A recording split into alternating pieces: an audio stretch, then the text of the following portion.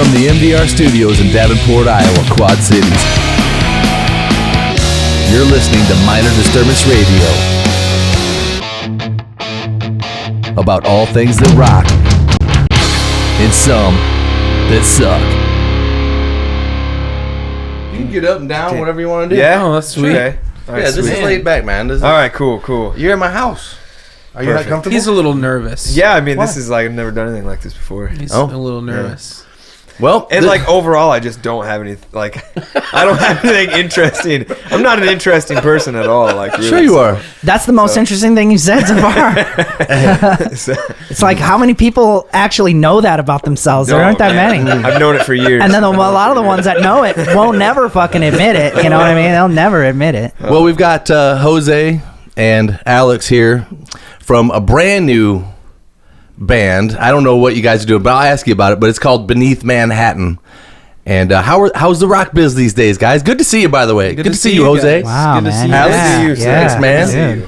Hey, so what's going on in the rock world? Man, we've been good. Honestly, I've had some time down for the last few months just with some health things, so it kind of slowed. Yeah, what happened with that? I saw that on Facebook. You just all of a sudden you had a picture of you in a hospital bed. Yeah. And by the way, before you answer that, everybody in Facebook land, there's that Travis look. Here,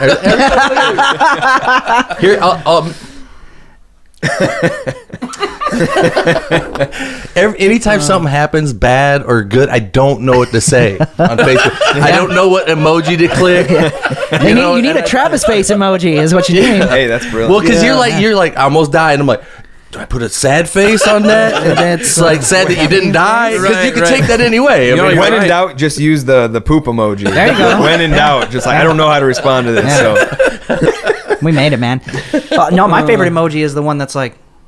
Yeah, I like that one. I use that one all Anyway, the time. go ahead and tell the story, Jose. I have no story really, but we worked on a lot of records, like with the studio that since we've been home from tour the last few years, from 3 years Hallo, I've just been working a ton in the studio, so producing a bunch of other bands. And then this whole health thing happened to where I was in the hospital for a week, and ever since I've gotten out, I've just wanted to work a little bit more on kind of my own music again and get back to those things. So me and Alex have been writing together for 2 years now. Yeah, it's been a while. Wow. Right after we got off tour with 3 years Hallo, we locked ourselves in the studio for 4 days and just wrote a bunch of songs. So those kind of sat around, and after the hospital thing, I'm like, let's just see if we can do something with this stuff. Since we've got a studio, we're sitting around basically doing nothing. Yeah. Why not put out music? Well, time is short. Yeah. Let's answer. What happened to you though that put you in the hospital? I basically got a bacterial infection on a cut in my leg, and I didn't go to the hospital. I thought it was just gonna take care of itself. So I woke up with 104.5 degree fever. Oh, wow. And I went in, and it had gotten into my blood, which is deadly, basically. So they put me on a bunch of antibiotics, and 7 days later I was back at home and still in bed. I couldn't walk for almost 3 weeks, basically, because it was on my leg, and my whole leg swelled up, and it was kind of a crazy thing. But thank goodness it wasn't. But I heard some cool stuff came out of it, like some famous people came to see you in the hospital. Yeah, well, I was supposed to be in the studio with Morgan Rose from Seven Dust. We were producing a band. Sorry, that's my that's my guitar player. I'm sorry, my 80s band is Dive Bomb's trying to book a gig, our last show. Okay. Ever. That's and right. You we're had trying to to book cancel. it. Yeah, I remember. Sorry, I'll shut this thing off. Shut it down. It's like, all of a sudden people want to get a hold of me when it's gig time, or whatever. Yeah. But no, that's a scary thing, because when you're paying attention to what's going on, and all of a sudden people that are like on death's door for a second. You're like, ooh. Yeah. I didn't realize really when it was happening what exactly was going on. Like, I didn't know what sepsis was and stuff like that before it happened, but then you're done and you're out and you're thinking. So the doctors were right, when they said you're a few hours away from not being able to come back from that. So needless to say, I won't wait to go to the hospital anymore. Yeah, man. Well, Probably a lot of shit you won't wait around for, you know? Yeah, I mean, yeah, you just do it. That's it. absolutely, Yeah, you know? I got out and I'm like, Music. what am I waiting for? Yeah, I'm like, yeah. why am I not just doing every single thing that I can right now while I can? So It was an interesting thing because it was probably 6 months ago or so that I got. I saw the same thing on Facebook of your drummer Chris Cushman. yeah. Sitting in the hospital bed, hospital, like, yeah. hey, had a heart attack. Yeah. Like, what the hell? This kid don't smoke. Right. You know, Maybe he takes should. some deal of care of himself, and he has some pride in himself. And the next thing he said, he had the pain in the chest, arm went numb, the whole thing. And Yeah. I was I like, forgot what it's good called, Lord. but yeah, he had that I can't even remember what it is, but Yeah.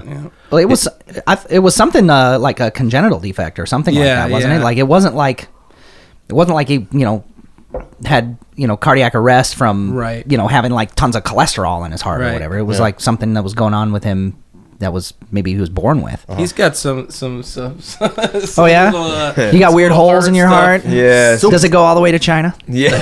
All right. Absolutely. can it only be filled by you? See, he's not gonna know Right. this. Right. There's a hole in my heart that can only It's a That's another great song. See, you don't. Yeah. Do you know that one? Yeah. That's a Do good you one. know Yeah. it? I don't think so. Are you kidding? I don't think so. So Jose knows an 80s song over I know you. it, dude. Yeah, that's Dude. weird. Oh, that's Bravo. only because Bravo. I've got Tony in my band for the last 13 years. Right. So, Yeah. Man. that's Tony the keeps only Alex, reason. now feeding you all that poison. why is it called Beneath Manhattan? Oh man. Come on. It's a marketable name. It's easy. Sounds like it's you're easy from to say. Manhattan. I mean, you know what? It's a name that The EP that we're doing is going to tell that story basically. Why do I gotta wait for the EP? I'm Minor Disturbance, goddammit. You can tell the story about where right. where Spill comes it, from, dish, I guess, man, dish. like- I had attempted to put a project together, I don't know, a year and some months ago or whatever, and it didn't work out. And Don't be nervous, man. Seriously, don't be nervous. well, so You're acting a little stiff, like it's like shit. I'm the That's only all one. right, dude. That's I'm the just- only one talking right now. just me Well, as a fucking let person. him work through it, man. That's Let him just- work that's through just- it. trying to let him work through All it. right. after, I mean, Don't be nervous. You're on the spot. Go. Drink through it. Anyway, so a band, and actually with 9th Street Memory, we're heavily influenced by the band Thrice. I don't know if you've ever heard of the band Thrice. I have but heard of them, There was like but only 3 times. a line in their song said "Beneath Manhattan," and for some reason, it's not even like an iconic part of the song, but that stuck out to me for some reason. It's a cool name, "Beneath Manhattan," I was like, "Oh, that's kind of cool." but you're in the Quad Cities, Yeah, I've never been to Manhattan, so don't ever tell anybody. So if it starts to hit at all, lie your ass off. As a matter of No, fact, your absolutely. Facebook thing should say like New York.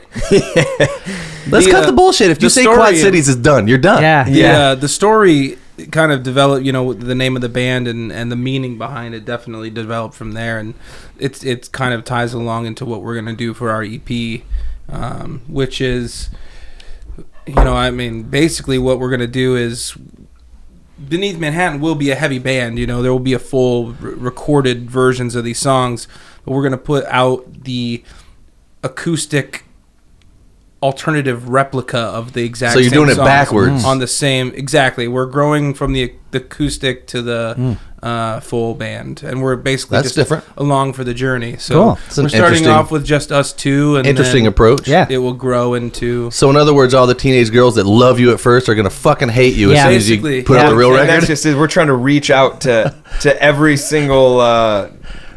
Be honest. Okay, so if you put out the acoustic version first and there's nothing but like 20,000 screaming 18-year-old chicks.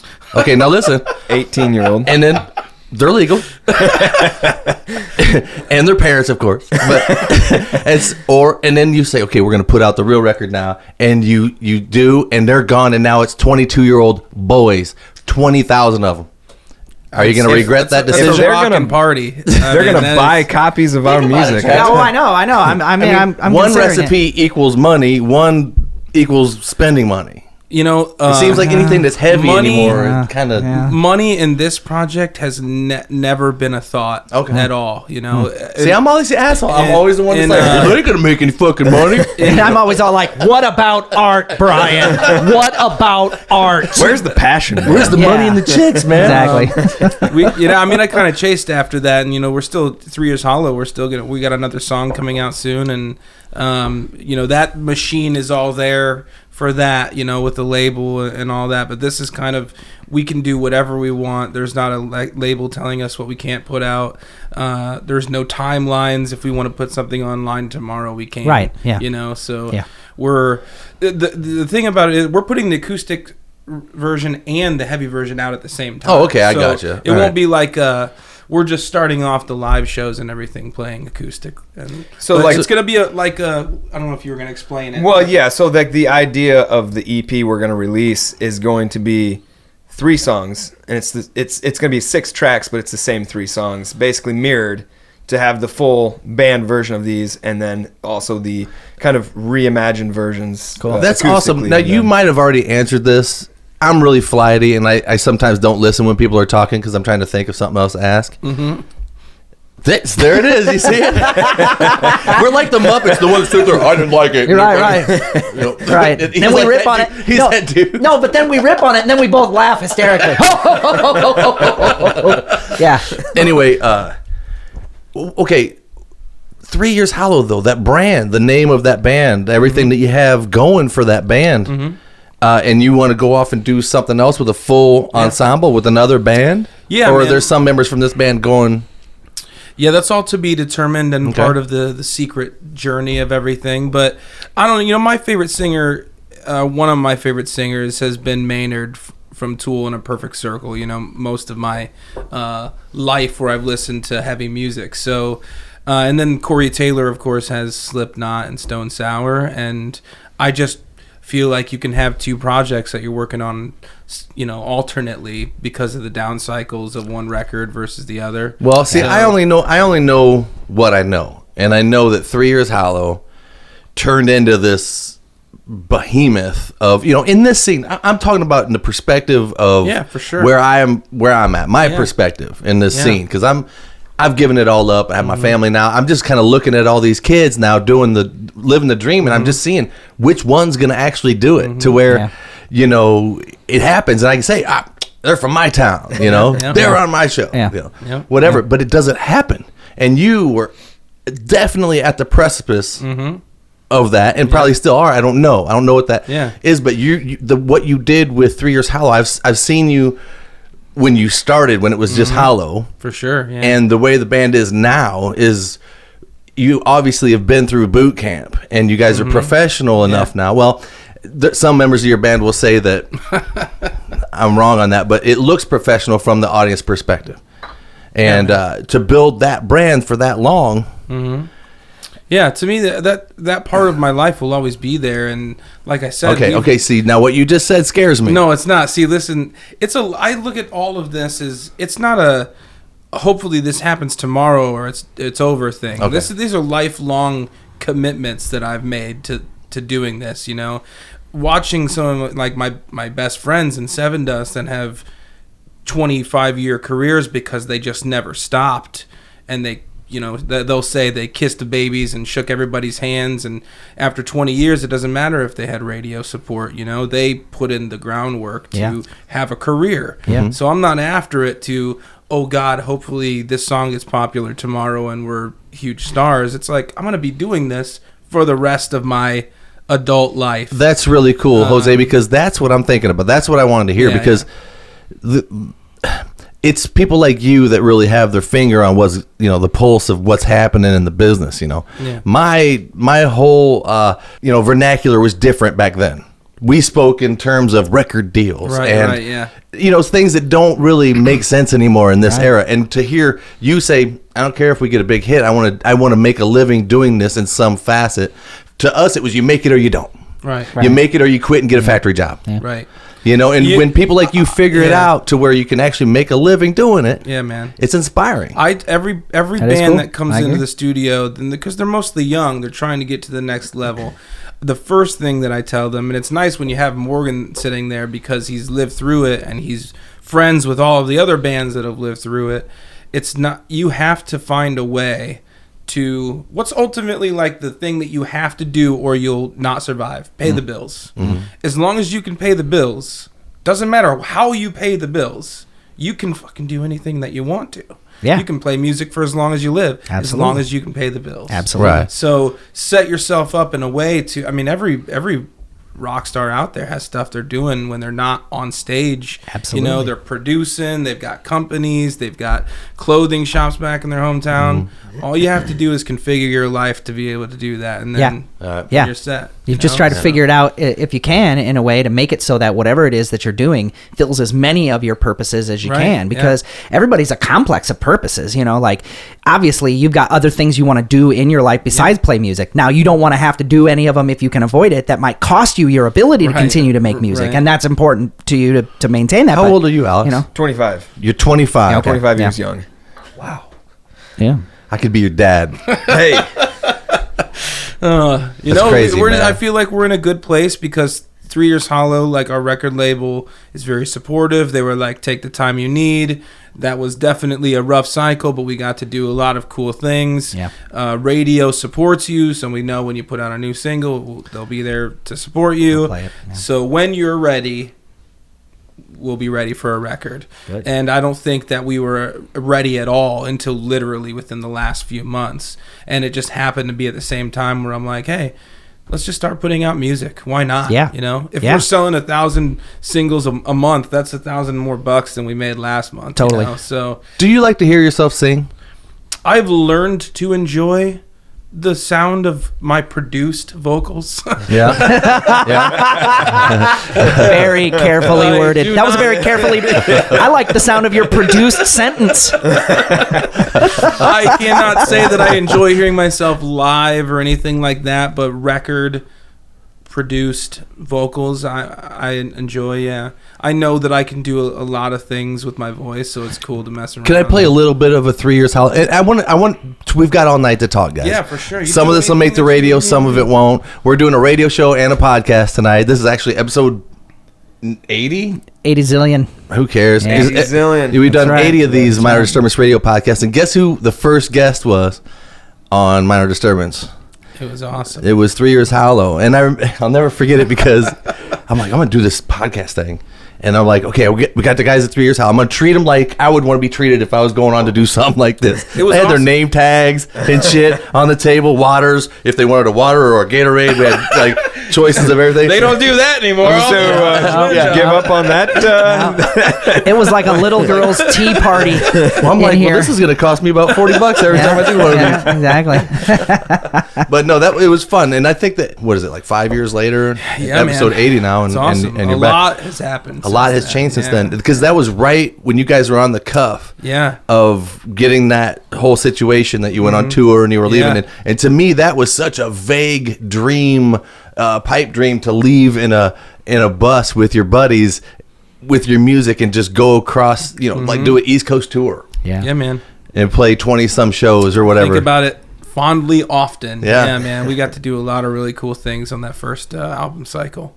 It helped, it just helped knowing Morgan, and, like one of the dudes, the booking agent from CAA, he booked, Avenged Sevenfold, Chevelle. He was from Geneseo. So Whoa. he became one of the biggest agents at CAA. What's his and name? Just, Ryan Harlacker. Okay. And he just happens to be from my hometown. So he called up Morgan. He's like, dude, I had no idea that your band was from Geneseo.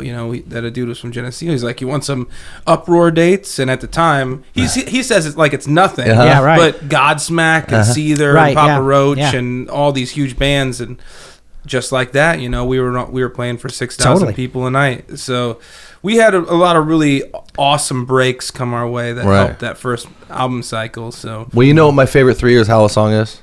I don't. It's Fallen.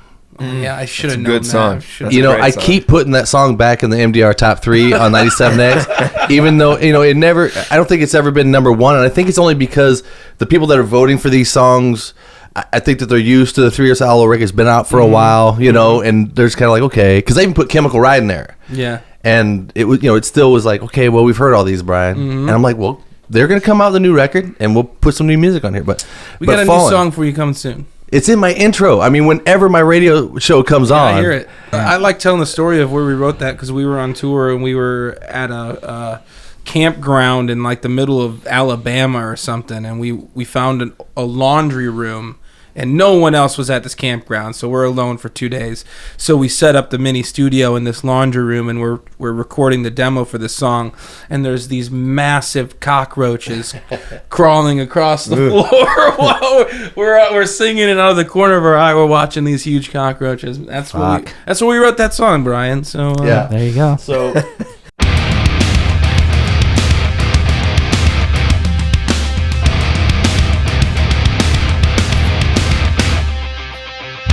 can you hear it? Yeah. You can't hear me talking, but can you hear the song? I feel like I've heard it before.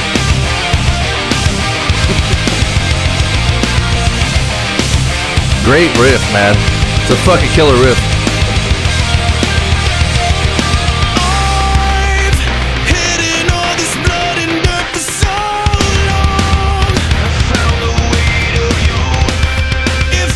How would you do that live? Who gets that line? I sing it. I just cut it off a little bit on the line before. Killer hook, We've man. actually played this song maybe twice live. We never play it live. Is it hard to get it to sound full like that? Yeah, that's what it is. Yeah, it's a lot of it's just keeping time so you're not rushing the song too much. Chris on the constant double kick, you know. Does Chris complain about that? No, he doesn't. Because Chris is a monster. And he is a monster. You know, if I asked him, I'll be honest, I'll speak for him because I shouldn't. But that's a good plan. Yeah, that always works out great. Right. I asked him, why don't you guys play that song? He's like, because some guys aren't don't want to practice it. And they're too sissy to play it live. Yeah, I mean, I think a lot of the... That's probably what he would say because he wants to play that kind of stuff. Yeah. You know what I mean? Yeah. But that's the same with my band. My drummer would say the same thing. Why don't you guys do that real hard song that you can't sing anymore? You know, and the drummer would be like, because they're pussies. Yeah, singing it's because not a problem it's with one that thing, one. but singing it still and playing it is hard. Yeah, singing. There's other songs that I choose not to play because they're hard to sing, but that one is easier. What's the most difficult? There's so much production in that. Yeah, that one. There's a lot going on in that mix. So there's I there's think 3 you or can still 4 pull it guitar- off live, man. We have, but it's our own. You need 5 more guitar players. We don't really care what so much 5 more things. to be exact. That little squashy little pad that's in the background doing Yeah, yeah. whatever it is that's going on back there. And It you'd makes have a to huge difference. You'd have to have him triggering it one shot. So or we something, just haven't got to that point yet. All right, where we've put that in. Well, quit being. Yep. Then quit putting songs like that on your record. For dudes like me, I'm going to see Torrijos Hallo, and I'm like, yes, follow dudes. And you're like, me, don't do it. Well, we may just because you've pointed it out. Yep. You've shamed them into it. Yeah. Man. But no, it's a great song, man, and you've got that voice. And I listened to that Denieth Manhattan track. I played it on the radio last week. We the acoustic. The cover of what is it, The Kill? Okay, we played that on 97X, and it was weird because I came right out. I come in, Maynard Disturbance Radio on 97X, blah blah blah. We got this big ass show coming up, and blah blah. And the whole show, the acoustic, the whole show sounded like a promo for that show too. Hilarious. But I'm like, this is Denieth Manhattan, and you guys are like. I think I heard a tear fall off of going down one of your cheeks or something, bounce off the strings right before you started. I'm like, what the hell? Man. Anyway, but it's great, man. Your voice when you kick into singing it, I get goosebumps. Thanks, man. It just sounds so nice, and you guys' vocals mix very well together too.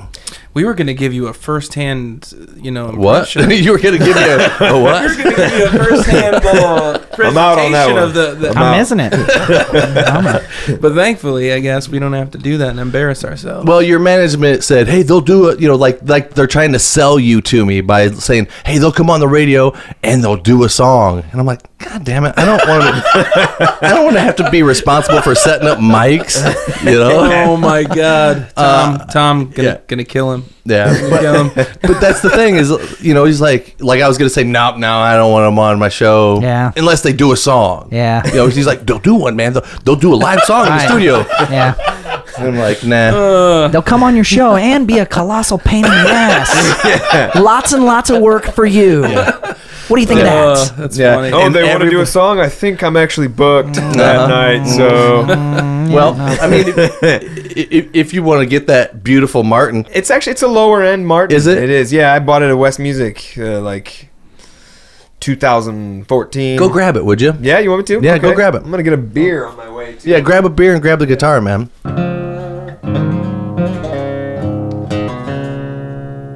It sounds. It's dark. It's rich sounding. It is nice. I enjoy it. Travis Williams.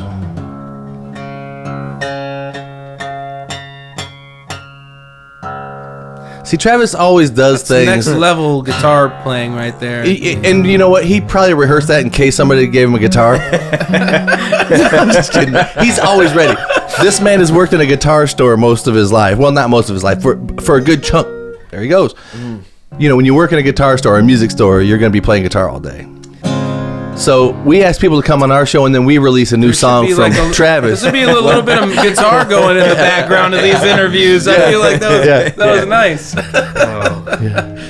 Yeah, this is pretty cool. But this has got the bowling alley neck, which one of the things Martin did was they figured out how to make composite materials that still resonate. And you can see this is essentially like a laminated piece of strips of wood that was then cut into a neck, which he knows all about it. It's surprisingly cool. Like if you look at this pattern here, you can actually kind of see that it repeats. It's like but then the top of the instrument is a solid piece of spruce, and how do you know the type of wood? Yeah, well, I mean that's just you just do. It's a solid piece of spruce. It's Travis. But you'll notice that it does not have a gloss finish, which or a trailer hitch, and it doesn't have binding, much less genuine Saskatchewan sealskin bindings. Oh man, this is awesome. Yeah, no binding, no inlays. Yeah, I mean this is a budget guy, but they sound kind of cool, you know.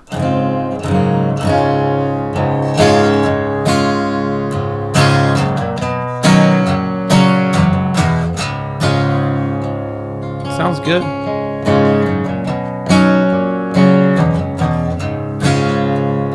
That is nice. Yeah, but Travis can make a broken ukulele sound good. You can see it in his hands, the way that he plays. Fingers make all the difference, man. I usually like a little thinner pick.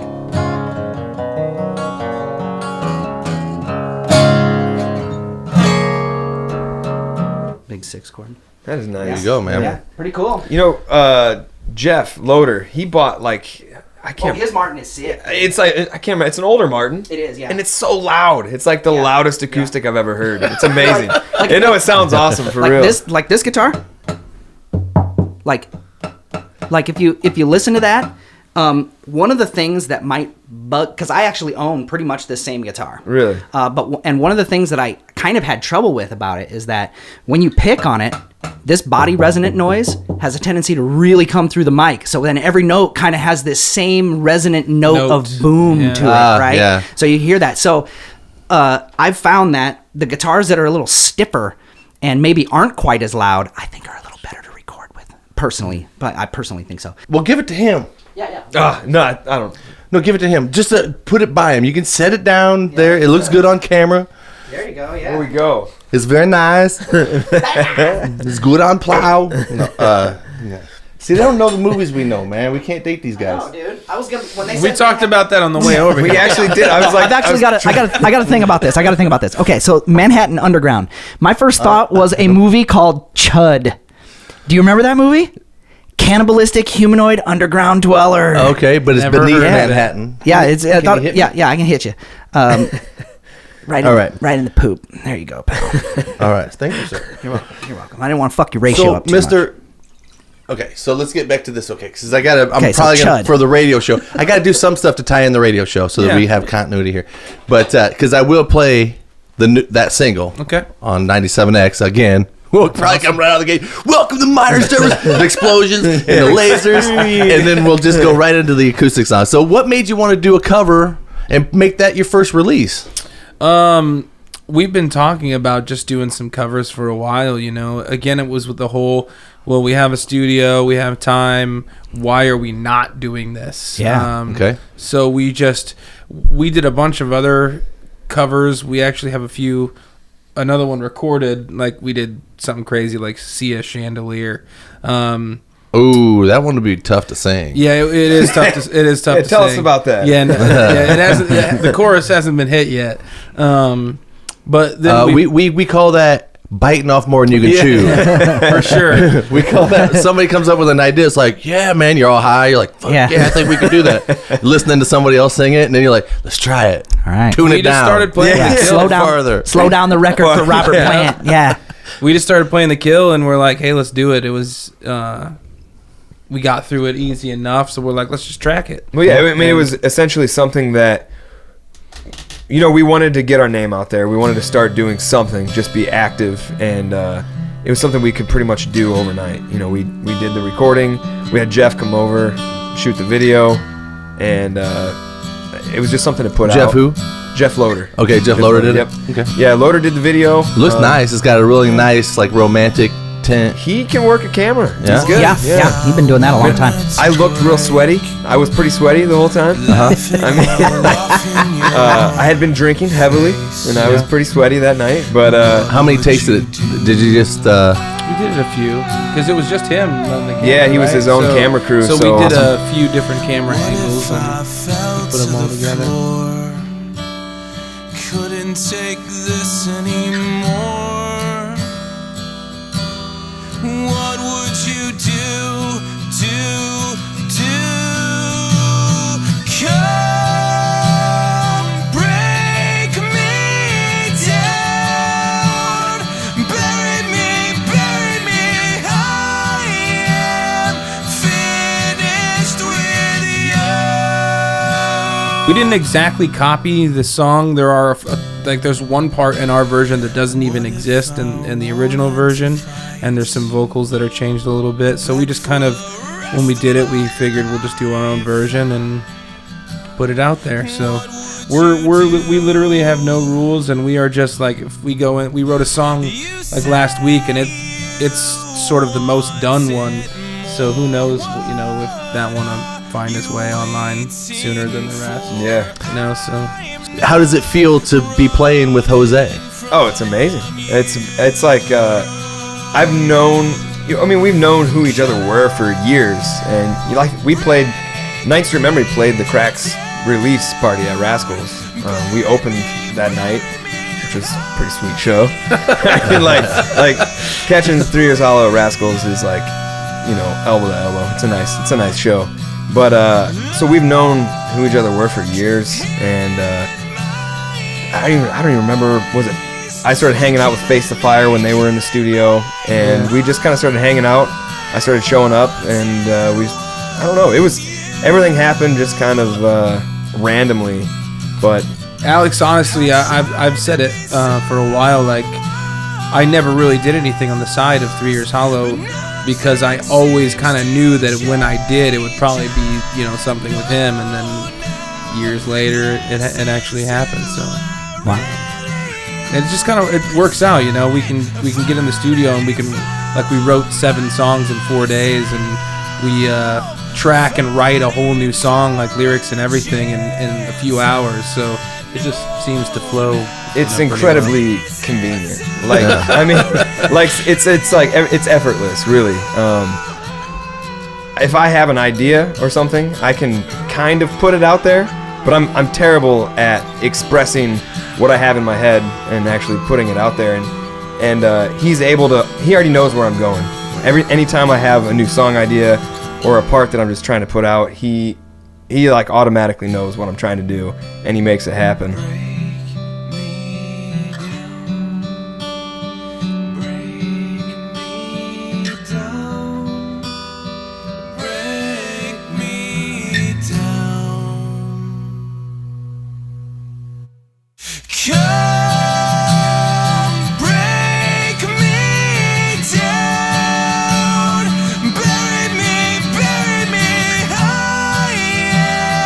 Finished with you.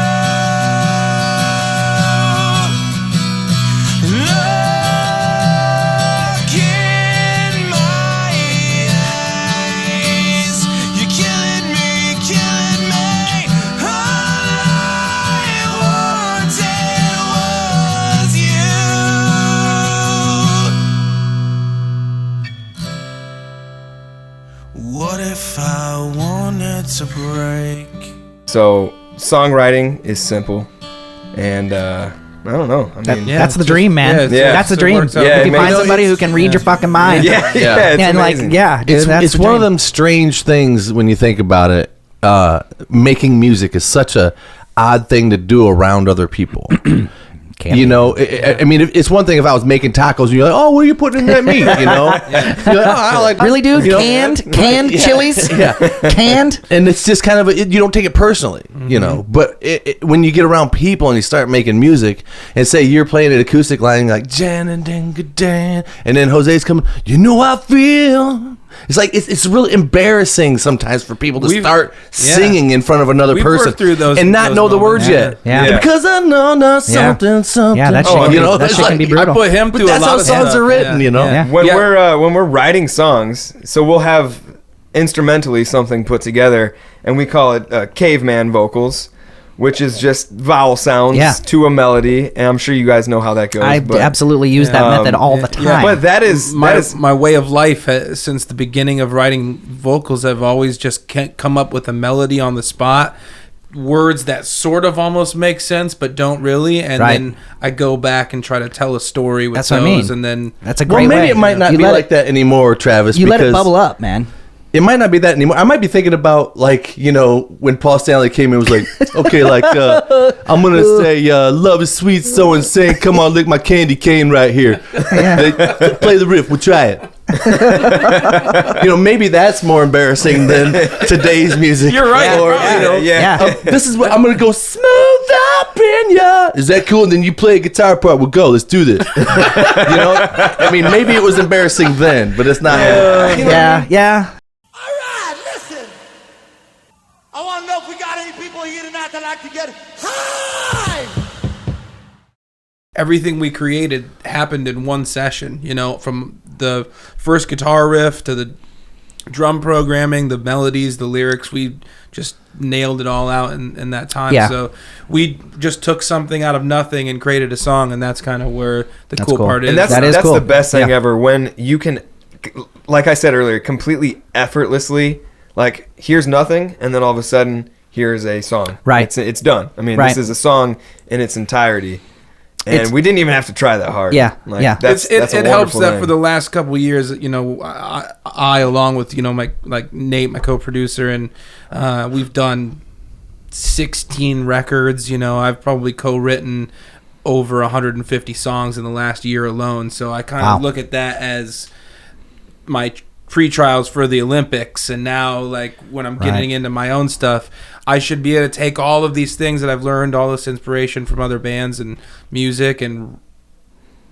you know, outdo myself, hopefully, you know, push myself farther than we have. And How can you find that middle ground between being open enough to ideas outside of your own head in order to let stuff come in and really, like, give it a good, you know, allow it, you know what I mean? Really, like, try it on for size, you know what I mean? But then at the same time, still be resistant enough to ideas that are too far out of the box that you're just like, nope, that sucks.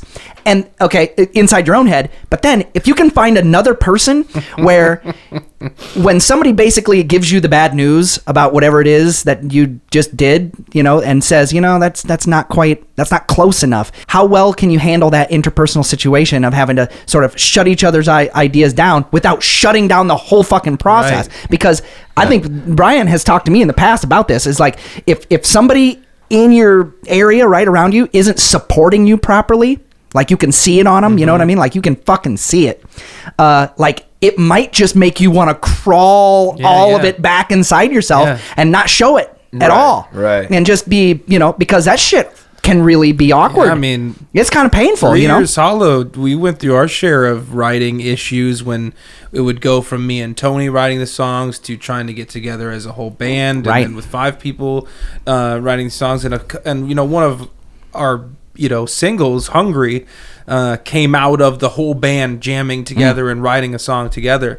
But the effortless ones are like, you know, when you're sitting there, like what we do, and they just come out of nowhere. It's just, I can say something to him and there's no, it's almost like all of the emotion behind what we're saying to each other is gone for a moment, and they're just digital transactions. Yeah. You know, like Yeah. I just say something, he's not taken back. It's by clean. It's clean. It's just okay. Let's change it and move forward. And Yeah. we're never. That's You what don't take I it was gonna say, personally. Well, Yeah. you're usually dealing with in a band anybody that has set forth to create some sort of identity for themselves that is on stage and in front of people. They already have some insecurities, right? So when you're dealing with another person that's highly insecure, I'm sure that both of you have. This is an extension to break through the barrier of being insecure in some ways, okay, or having some insecurities. So if you're like, I play the acoustic part and you start to sing a line, I'm like, no, that sucks. Do something different. You might not want to say it like that. Well, that's what I'm saying. Now, but what if that's, how come you can't be that open? Right. Now you have to think about how to say it. Right. Now I got to walk on Right. the eggshells and be like, that's pretty cool, but do something different. I also think I'm pretty it's well hard to work practiced with people that in way. having to do that. Yeah, right. Like producing and doing all of those songs. You do it over and over Right, and over yeah. again, and you get you know how to communicate to a player to get the best out of them, or Yeah. to try a different idea, or something kind of like your that. bedside manner, Yeah, almost kind of like. yeah. If you, So March, you know. so March 2nd, we're gonna see Beneath Manhattan for the very first time. Am I correct? Yes, and that will probably be the first time that we ever play any of these songs together too. Okay. Interesting. We just played through. We've been rehearsing and everything, but we took these shows and we had never played a song. Like we're just writing. So we were basically jamming, jam practicing these songs, and we just played the song that we were going to play tonight together for the first time before we came. But it's going to be just you two, March 2nd Yep. at Rascals. Yep. Are you going to? We might have a special. Are you gonna guest, sit down? Come up. I'll be sitting down. You'll be sitting. Yeah. I like to sit down and then stand up and say hello to everybody and maybe sing for a couple songs. And I don't own sit an down acoustic and- guitar strap, so I'll be sitting. But All right. we're gonna throw a couple 3 Years Hollow songs. That's a good reason. Get your We strap throw a on. couple 3 Years Hollow songs into the set, so we might have some special guests for a couple songs. All right. So March 2nd at Rascals Live in Moline, Beneath Manhattan, your premiere show, just you two, maybe some special guests. I'm looking forward to seeing it. You guys are first on the bill, right? Yeah, we are. Yep. Yeah. Okay, so you're going to set you're not going to, the first song's not going to be like real sad stuff, It's right? not. No. It all sounds pretty sad. So should I, when it's just an acoustic guitar and a Hey, singer. happy songs are lies. Dust in the Lies. That's right, man. I'm looking forward to it. What other bands are on the bill that I have that no night? idea. You don't come kidding. on, man. I can tell you who's on the bill. no, The I'm headliner, or do we call it headliners anymore? Yeah, or I is it always the say band headliner, that, yeah. or is it called the band that plays the shit slot? Yeah, the band with no It crowd. depends Yeah. on depends which venue That's you're true. at. That's true. I'm telling you, Jose, when I was young, when I was your age, if we didn't play last, we were like, we're not playing. That's still. We is want the pretty headline. We were so recent, stupid. We want the headline spot because that meant something to play last. Like all this other crap is Still a lot just of to people build that you still up for feel this. that way, and I'm like, nope. Dude, it took a long time for me to realize that. I'm like, I'll play at 9. Yeah. Middle slot. You play Middle slot's- third. yes. Yeah. That's the best place to be. Slot. And there was bands that were younger than us, like, we're fine with that, yeah? man. And Oh, they I were, love it. and I they love were it. better than us. And then they had songs that were more marketable at the time and maybe more creative at the time. And we'll play before you guys. You guys can start at midnight if you want, Yeah, that's brutal. and have man. your I hate headline that. Yeah. spot. Yep. Good luck, buddies. The headliner, to answer your question, is another Lost Year. Yeah. Which is a band that I got to work with on their last record. I produced the record that, not the one coming out, but the one before. So I've known those dudes for a long time. Discrepancies From St. Louis. They're signed to our management company, and they just signed the record deal, I think a month ago. So they're getting ready to do their whole cycle and fun times. Cool. Is there another band on the bill? There is. Rove. Autumn Rove, Autumn Rove. Yeah. Another band I've got to work with from Peoria. They just went out on their first tour. So it is really cool that a lot of the bands that I get to work with, I do see them go from playing the local scene to getting out on the road and touring. Well, and, Jose, believe it or not, you're becoming a very integral, prominent cog in the wheel of everything that's happening. And it's, for me to say that, it probably embarrasses you, but Yeah, a little bit, you probably but never stop to really look at it. But from my perspective, you've placed yourself in a pretty good position to, it seems like everything that comes my way has some stamp of you on it. Like here's another one Jose did. Right. Oh man. Or here's another band that came through. It's you're kind of a gatekeeper when it comes to garage and then professional sounding. Yeah. Well, you're one of the gatekeepers. We set out to do that just because, at least I had a personal desire to help with things like that, because I feel like I wasted, or not so much wasted, but spent a lot of time getting from I want to be on the road, I want to be a rock star, to actually getting a deal. It took 7 years as opposed to just taking a couple of good development. So I'm like, I want you to not waste that 7 years like I did. So it's my job to help put all these pieces together. And once people start communicating like that in a community, things get done. Yeah. Because if it's a secret and nobody wants to say, it's wisdom, basically. And that's what a lot of bands in my era needed, was somebody. But usually when we got told the truth, we were like, what do you mean we got to move? We ain't got to move. We can make it right here. The bad thing is I got to ruin a lot of people's dreams, because some youngins still believe in the old way of being discovered, instead of so much of putting the work all into it first and then having somebody be like, hey, they're doing it. I ate this huge edible the other day, and my wife sent me to go get Rudy's and Grinders. Yeah.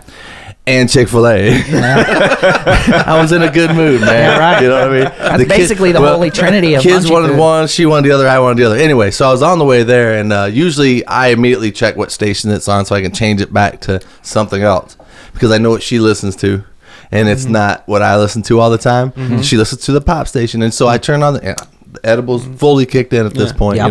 I'm nervous actually. I'm like, right. It was like, okay, it's full on right now, I think. And I turned the radio on. I might be this way forever. And somebody came on and said, I'm a party like a rock star. And I'm a party like a rock star. And I was like, this is fucking awesome.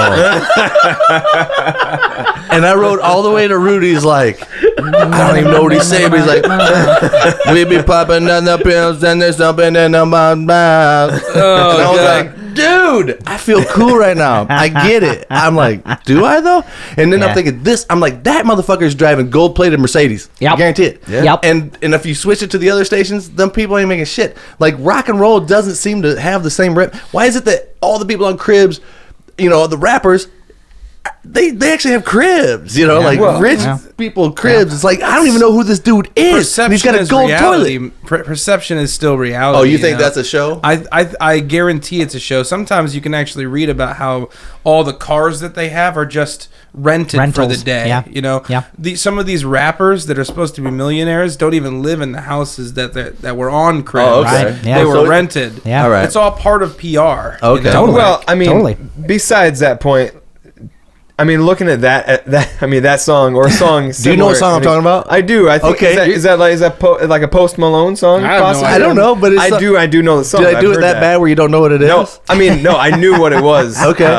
Body like a rock star. And then when he did something else, you could totally hear the auto tune. It was like, yeah. no, that's the sound. And I was like, oh, they're trying to show off that it's all auto tune. Yeah. So this T-Pain. dude's literally just going, I'm a party like a rock star. Yeah, and some dude, And somebody made it do all that stuff. He's actually pretty the thing, talented. though, Okay, so he can sing. He's a talented dude. Yeah, Post Malone's been around. he'll sing like he'll actually pick up a guitar and play and sing. Dude, and stuff, but Bruno Mars is playing shit that sounds like Fresh Prince of Bel-Air now.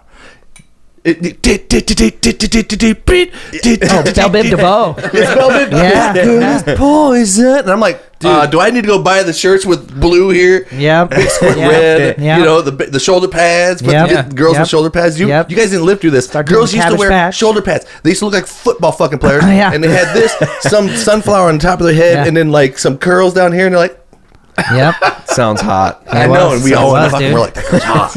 Yeah. I'm into Now it. we look at it and go, Yeah. what in the hell happened? Fuck, man. Pants up to here. Yep. With a tiny little black belt. Yep. God, it was horrible. But that's the music. It sounds just like that. And my Yeah. wife was like, dude, the 90s are coming back. I'm like, please don't. Oh, Yeah. Please don't, because we have it right for once in our life. Yoga pants. Yes, stay there. Stay there. Yeah. Don't kidding. change. How can you get any better than that? I don't know. There's something weird. It's like a thin layer of skin over your skin. It's pretty awesome. Yeah. Perfect. You can't get any better than that. It's like, just stay right there. Yeah.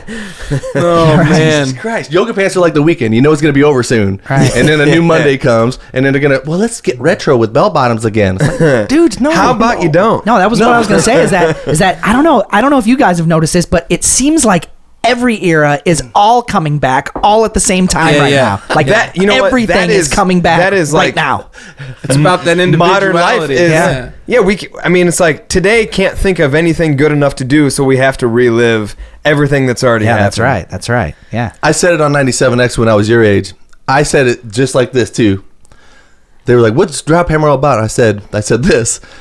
Well, everything's been done. Now it's just time to pick your favorite.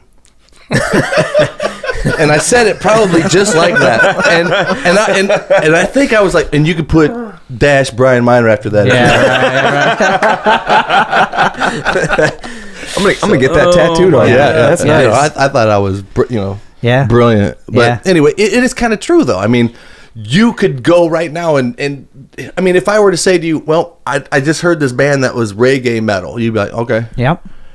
It wouldn't shock you. But I mean, I remember the first time we heard a heavy metal band that had some funk guitar riffs. It was a band called Mordred, and the way we found out about them is that they were one of the little clips that Beavis and Butthead would sit there and lampoon in between the parts of the episode, whatnot. And we were like, "What the fuck is going on with this?" Hey, as there's much a as you metal don't want to band admit it, man. yeah. Beavis and Butthead had a huge hand in stopping the '80s train. Oh yeah. I mean, they pulled the brakes pretty fucking hard. Yeah. I mean, it was getting to a stop for a couple years after that. But when they came on and they said, and Skid Row comes on, my hero, Sebastian Bach, long hair, fucking guy, and Whoa. and they're like, this chick is pissed. and I was like, and the beat was like, yeah, turn it, turn it. And I was like, no, I thought they were like, yes, fire. right. It was like, God, that girl's pissed off. Yeah. And then I looked at Sebastian and I went, that girl is pissed That off. girl is really extremely Oh my pissed off. god. And I knew it was over. And then the next video that came on was like Nirvana or something. They're like, yes. And I'm like, okay. Yep.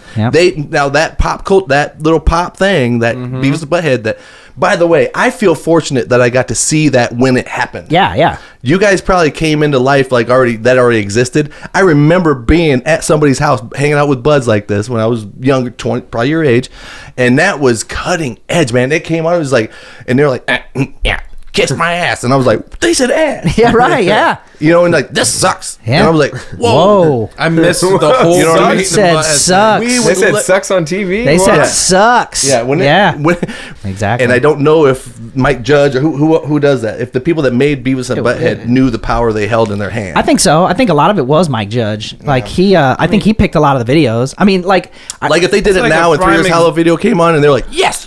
If Beavis loves it and he's like, yes, fire, and he starts doing the dance where they're slapping butts and yeah. I know exactly what you're talking about. you Yep. get a platinum record. It's the same.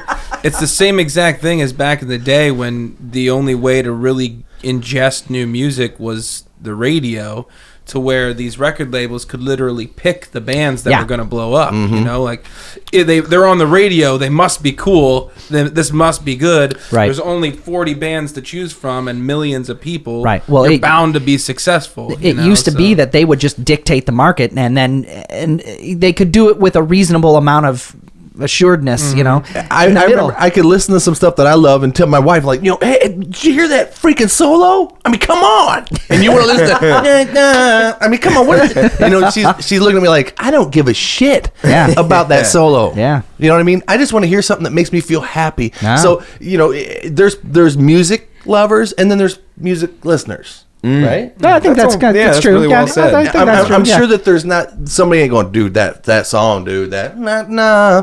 I'm gonna get that tattooed right. Can you do that somehow? Yeah, Make right it there. Yeah. that way, because that affected me and it changed Yeah. the way I look at But life. with how fast You know? new music comes out now, how can it not be that way? Yeah. You know, like it's pretty much just let's recycle these as many times as we can for Yeah. as long as we can. Find something that you really like, and then find 10 other things that sound just like it. Yeah. The thing that is happening Yeah. though is, you know, go back to in the pop world anyway, like the NSYNC, Backstreet Boys, Britney Spears, Christina Aguilera era.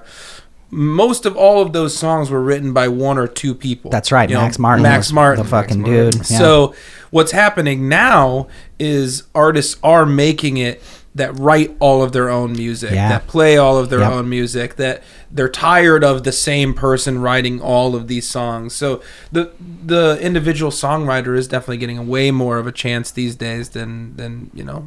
Yeah. I want to test Alex for a second. I want to know. I want to get Turn to your know head and you, cough. man. It's cool to have musicians on my show, and I really kind of want to know who you are. You're a young kid, and you're coming up in this world, and you're doing your thing.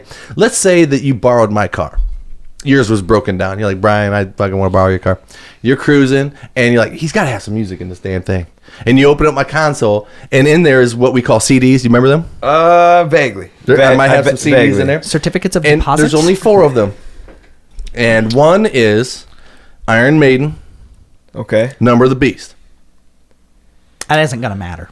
Which One is, what's that? That isn't gonna matter which one. You can just stop at Iron Maiden. dude. Any Iron Maiden. Okay. Madonna, Greatest Hits. Journey, Greatest Hits. Pantera, Cowboys from Hell. Which one are you putting in? Probably Pantera. Yeah, I have to Really? do Pantera. All right, yeah. dude. Yeah. All right. I can. I mean, That'd be out of one I'd that choose. selection, I I'm can relate. Journey all the way. You'd be Yeah. Journey, Sure. Greatest Yeah, Hits? yeah. Well, I mean, I dig on some Journey. I've heard maybe 2 Pantera songs. So. WWJD, All right, man. let me ask you this then. If while you're in my car, which is okay, so it's like I have a 2008 Trailblazer. It's not that Okay. cool. Hey, no, that's cool. But you happen to have put the Journey in because Jose's with you. He's like, play some Journey, man. And it's turned up pretty good. And then you realize that you're driving through Geneseo and you got your windows down and you pull up next to some chicks. Do you keep it cranked? You keep the Journey crank? Well, Yeah. Do you? It would depend. Do you keep the, don't stop? And do you keep it going? What do you do? And you guys are sitting next to each other. That's exactly at a what light. I'm doing. Open arms might not be their best. And, The best. you know how you have to look at the car next to you when you come to a stoplight, right? And That's- and yeah. it's chicks, and they're listening to "Pounding Like a Rock Star," and you. You do the hard Like fucking upper radio steering wheel track. arm flex. You roll the window down. You give them a nod, I think we lose no matter what we're playing. and you don't break eye contact. Do you point at them too and sing it to them like "I'm You can- forever yours"? At that point, you can choose to do a That takes point guts. or a wink and a head nod. There you go. And a head nod. But you absolutely do not turn that song down. No. Don't turn it down. I think Don't turn it Journey's down. the only one that you have a chance with, really. Really? Pantera, you're scaring them. Yeah. Iron Maiden, they have no idea. Who They'll be that confused. is. They're like, "That chick's pissed Madonna, off." they're slightly worried. Yeah. But Journey, You're gay. they're gonna sing. They're gonna sing with you. So I think Yeah. that's a safe. Yep. safe Yeah. bet, That is, that's a good approach. You're like, that is my safe. mom's like, my parents like that song. I'll be like, what's your mom doing? Well, nowadays it might be your grandma. Yeah, yeah. You know what I mean? Holiday. Celebrate. Holiday. Oh man. No, La Isla Bonita. Yeah. I'd keep that cranked if it was Madonna. Ding, ding, ding, ding, Yeah. Oh yeah. Yeah. You guys don't know what that is, do you? Yeah. No, How about not at all. living in a material world? Material. I know that word. I mean that song. You know that word? Yeah. That song. Oh man. I have heard that word a few times. Pretty Yeah. sure my dad had a Madonna CD or something. Yeah. I had the internet for, God, almost 10 years Yeah. before they came out with this shitty thing called the Real Player that actually would let you listen to music and Right. actually let you see Right. little thumbnail pixelated fucking videos of shit. And it didn't work very well. And it, I mean, the internet sucked, man. Be careful. The internet, isn't that thing that's really slow and you can't do shit with it? That's pretty much Tiny little thing. This is great. That's nice. It cools it down real well. Yeah. till it gets hot. Then it stays hot. Really? Yeah, oh yeah. Yeah. Stoneware is like that. Glass is kind of like that too. Then here's the dark side of it. Yeah. Yeah. Not real wood. Exactly. You can tell it's pieces of wood. Right, that's right. And when you hit the notes, it sounds like shit. But other than that, Yep. Hey, dude, I'll admit it, dude. I am a harsh fucking critic of reality. That's one of my favorite parts of being in a room with you in general, or having a conversation with you, or reading your Facebook posts, or I am legitimately like taken on a journey by the things that you say, and I enjoy it. So I glad need you like that it. type of like honest negativity in my life. I need that. No. Have you guys not realized everything is terrible? The world is a terrible place. Life is basically suffering. It's fucking Everything true. sucks, man. I never used to think this way until doing a podcast with you. Yeah. And you start to I realize was like, oh man, this is great song. He's like, yeah, it's not that good, really. No, it's really. it's a good thing to realize it. We were watching the Olympics last night, and he was, what was it? After the like figure skating, he's like, well, technically that wasn't good. the first thing that the announcer said after the thing was technically it was a little weak, but didn't Technically not first thing that good. the announcer said. Which I mean, that's something like None of us have a fucking clue about the Olympics. We tuned it in. We're what are they doing now? What are they They're doing sliding now? down they're trying not to hit the walls, right? Dude, Okay, cool. I was watching them do the downhill skiing, and I thought to myself, these people are fucking Crazy. crazy. That's exactly what we were thinking. Dude, I watched Shaun White fucking win that gold, and when he, I was watching everybody there on the hill, and it's like, okay, and they decide to go down, and then they drop in on this thing, and I'm like, I'm like, I legs they feel fucked up funny. already. I'm like, he's gonna die. He went in a hole. You know what I mean? Right. Like, he was skiing, and then he went in the thing. Yeah. So I say this all the time. I'm like, where do they start? Where do you go to practice that? Like, Mom, I want to do you're snowboard. flying 80 feet in the air, doing something like. How do you get from? Oh, I want to try that. Right. Yeah. My wife came in there. She's like, "Oh, you're gonna watch that? I'll go upstairs then." You know, I'm like, "No, you got to see this." I watched Speed Skaters, and I was like, of course, I had some edibles again. But did you watch the relay? Is that what you watched? No, I was watching. What was that? The relay? The fucking speed skate relay? Three of them. Where there's three of them going around at the same time, and they're like doing the whole. And he's like, they're really lined up tight on this one. And I'm like, is that good? Is it? Like, yeah. Okay. So they want to be tight. Yeah. You know, if they do it really well, they look like one skater.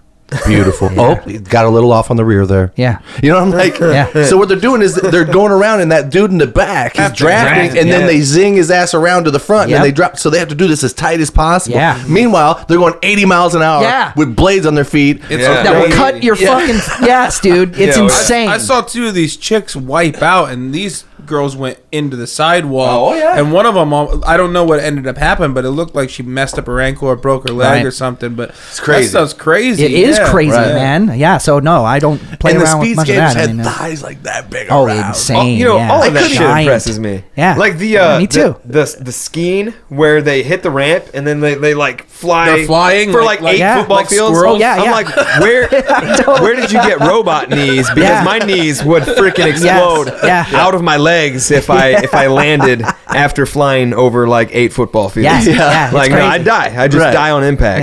There's no way I'd live. And through That's but the you one flew. I was But you talking flew. about. You flew, baby. Before you died, you flew. That's the one I was talking really about. did it. Where do you start? That actual sport, the one where you're like in the channels and you jump down and you fly like a squirrel. Ski jumping, Like where do you go to start doing that? Yeah. That's a hell of a hobby. Well, I remember a comedian. I don't remember who it was, but it was a long time ago. Where he made the point. It's like, you know, I went to the freak show at a circus one time, and there was a guy there that could catch a bullet in his teeth. So where do you start with that? Do you start with like, okay, all right, now we're gonna do it overhand. Now this one's gonna be coming a little bit faster. I mean, like, what do you do? You know what I mean? There's no way to do the ramp up. It's magic. Yeah, it's fucking magic. You know, but Either you got it or you don't. I guess.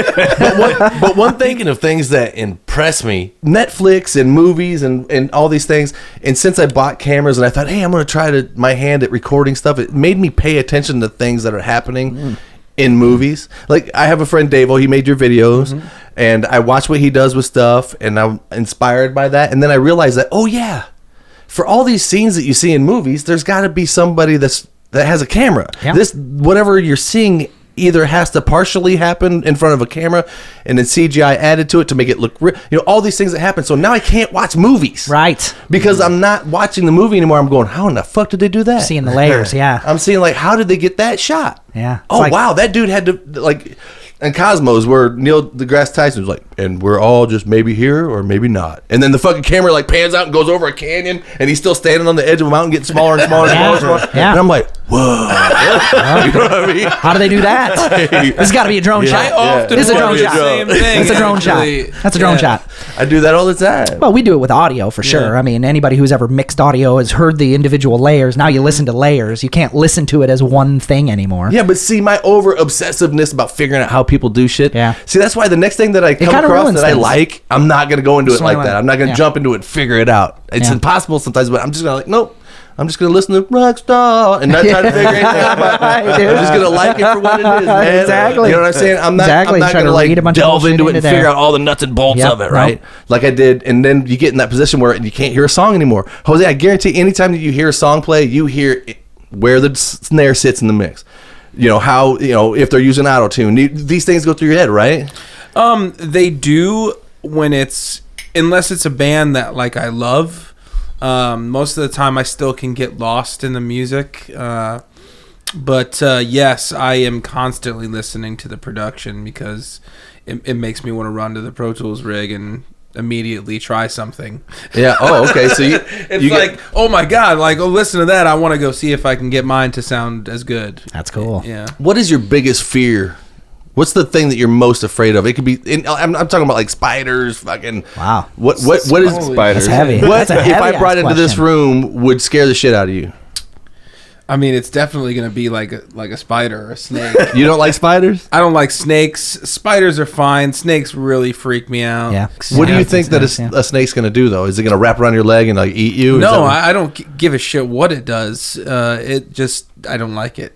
Creepy. Yeah. Yeah. Yeah. Kind of creepy. I remember picking up garter snakes in the yard all the time. Oh, and, yeah. like, letting them bite my fuck finger that. and No Yeah. way. Yeah. No. The worst part about those is they emit some No. sort of terrible smell. Yeah, They stink you so can- bad. I used to love it. I used to be like, oh, I smell like garter snakes. Now, is it a garter snake or a gardener snake? It's a garter snake. a garter Yeah. snake. With Yeah. a T. Yeah. And yeah. if they bite you, they'll leave like a little U-shaped bloodline because they have Really? like little razor sharp teeth. It happened to me. That fucker grabbed onto me. I let him bite me. Yeah, no. And- What's wrong with And You you? then needed when I more pulled- hobbies when I as a pulled it child. out, dude. Yeah. Tell me about it. Well, see, I grew up in a different time. You know, we didn't have fucking Nintendos when I was a kid. Okay, Right. we went out and let snakes bite us. Right. That was We entertainment. actually played fucking outside. That was like the equivalent of up, down, left, right, BA, start. That was pretty much what we did. Like, Snake bites. I worry about if my daughter like gets into the school like 20 feet from my car to the school and back every day. Right? My mom. That's what didn't freaks me out. Have a freaking clue where I was most of the Yeah. time. Yeah. I was in the woods letting snakes bite me. Yeah, I mean- and jumping off cliffs. We were on like at 8 Yeah. years old on the other side of town. Yeah. And there was no problem with it. And there was Really? no cell phones. It was just, you'll be back when you're Yep, back. that's And right. I'm the same way. I'm like, That's right. did she make it? Yeah, I right know. into Yeah. this building that's 20 feet Yeah. away? I Yeah. feel guilty because I told my wife when we had kids, I was like, I'm not doing that. I'm not. There's 3 things I ain't doing. Here's what I'm not doing. Listen to me close, okay? If we have these kids, these 3 things ain't fucking happening in my house. We're not cutting crust off sandwiches, okay? Number 1, we're not doing that. Yep. Not in my place to fucking start. house, we're not. It's a good place to start. That's a really great Yeah. place Yeah, to start. yeah. And I found my ass in the kitchen with the little heart-shaped thing, cutting. Yep. Here you go, baby. You sure? Is there any crust on there? If I missed any, let me know. Yep. Right? I've been there. I've been there. That's true. It's very true. Number 2, I am not going to more than one restaurant for dinner for anybody. You're getting what we're getting, and you're gonna like it. And now you're Yeah. listening You've to already Post heard Malone. Like, hey, this ain't so bad after me. Yeah. Any reason to get out of the house? Yeah. I'll be back in an hour. You know what I mean? Yeah. I'm buying chicken like a rock star. Oh man, That's what I'm doing, man. That's great, dude. So what was rule number 3? Let's Them get the 2 were rules so here. spectacular. I don't know if I can They're top great. You that. didn't want to be a Top that helicopter rule. parent? No. Okay, so yeah, I really was like, okay, my kids, I'm gonna let them go stay the night at their friend's house. I'm gonna treat it like it used to be when I was a kid. They could play in the yard. I ain't gotta look at, don't have Yeah. to look at them. All right. You know, I'm telling you, man. I would put a GoPro on them and have a live feed to my phone Yeah. if I could. Yeah. times are different though. My daughter Times is are different. my daughter's Yeah. 7 years old. Now, you probably don't give a shit. You have kids? Not that I Not that you know. I remember that answer. That used to be a good answer. But There no. was that one time. Didn't quite pull out fast enough. Yeah. Listen, dude. When you do, it's not gonna be like your child. You have this thought of what it's gonna be like, and then there's the real what it is. You know, my daughter's 7, and she's been around mom and dad her entire life, and we have been a little too like on her about everything. Like she's not at school or at grandma's house; she's with us, and we're. So you know the whole thing about little girls. You don't want somebody fucking that up because they're innocent and they're pure. You know, man. Yeah, mine's like 7 nobody's too. fucking with my daughter. You know, and she went today after school and had her first play date with her boyfriend. Now, not a boyfriend that holds hands, but a friend who is a boy. Yeah. And mom and I had to just kind of like, I hope shit's going okay over there. You know what I mean? I hope the door's open, right? You know, text like, hey, you guys, like, there are no closing doors, right? Yeah. You don't know. Yeah, right. She's never had a play date with a boy. It's always been girls. Yeah. So Well, there's see- never been a situation like that. And we've told her that we'll we're keep like, it that way until she's have some girlfriend. 35 years old. 30. Yeah, but she don't see it. My daughter's not seeing it like a boyfriend. She just, that's somebody she likes in her Absolutely. class. They don't, and they live nearby and they Yeah. like to play and stuff. So Sure. yeah, so and Well- they were like, I said, what's the kid's name? She said, Jackson. Oh. Right? Oh. Damn man. it. Well, Who are these parents? Who are these parents? It's over. With an X? CKSON? Okay, we're good. We're good. But that's not the last name. That was the first name. And that, okay. Yeah. She's got a friend at school and his name is Jackson. Brian's like Andrew Jackson or like Michael Jackson?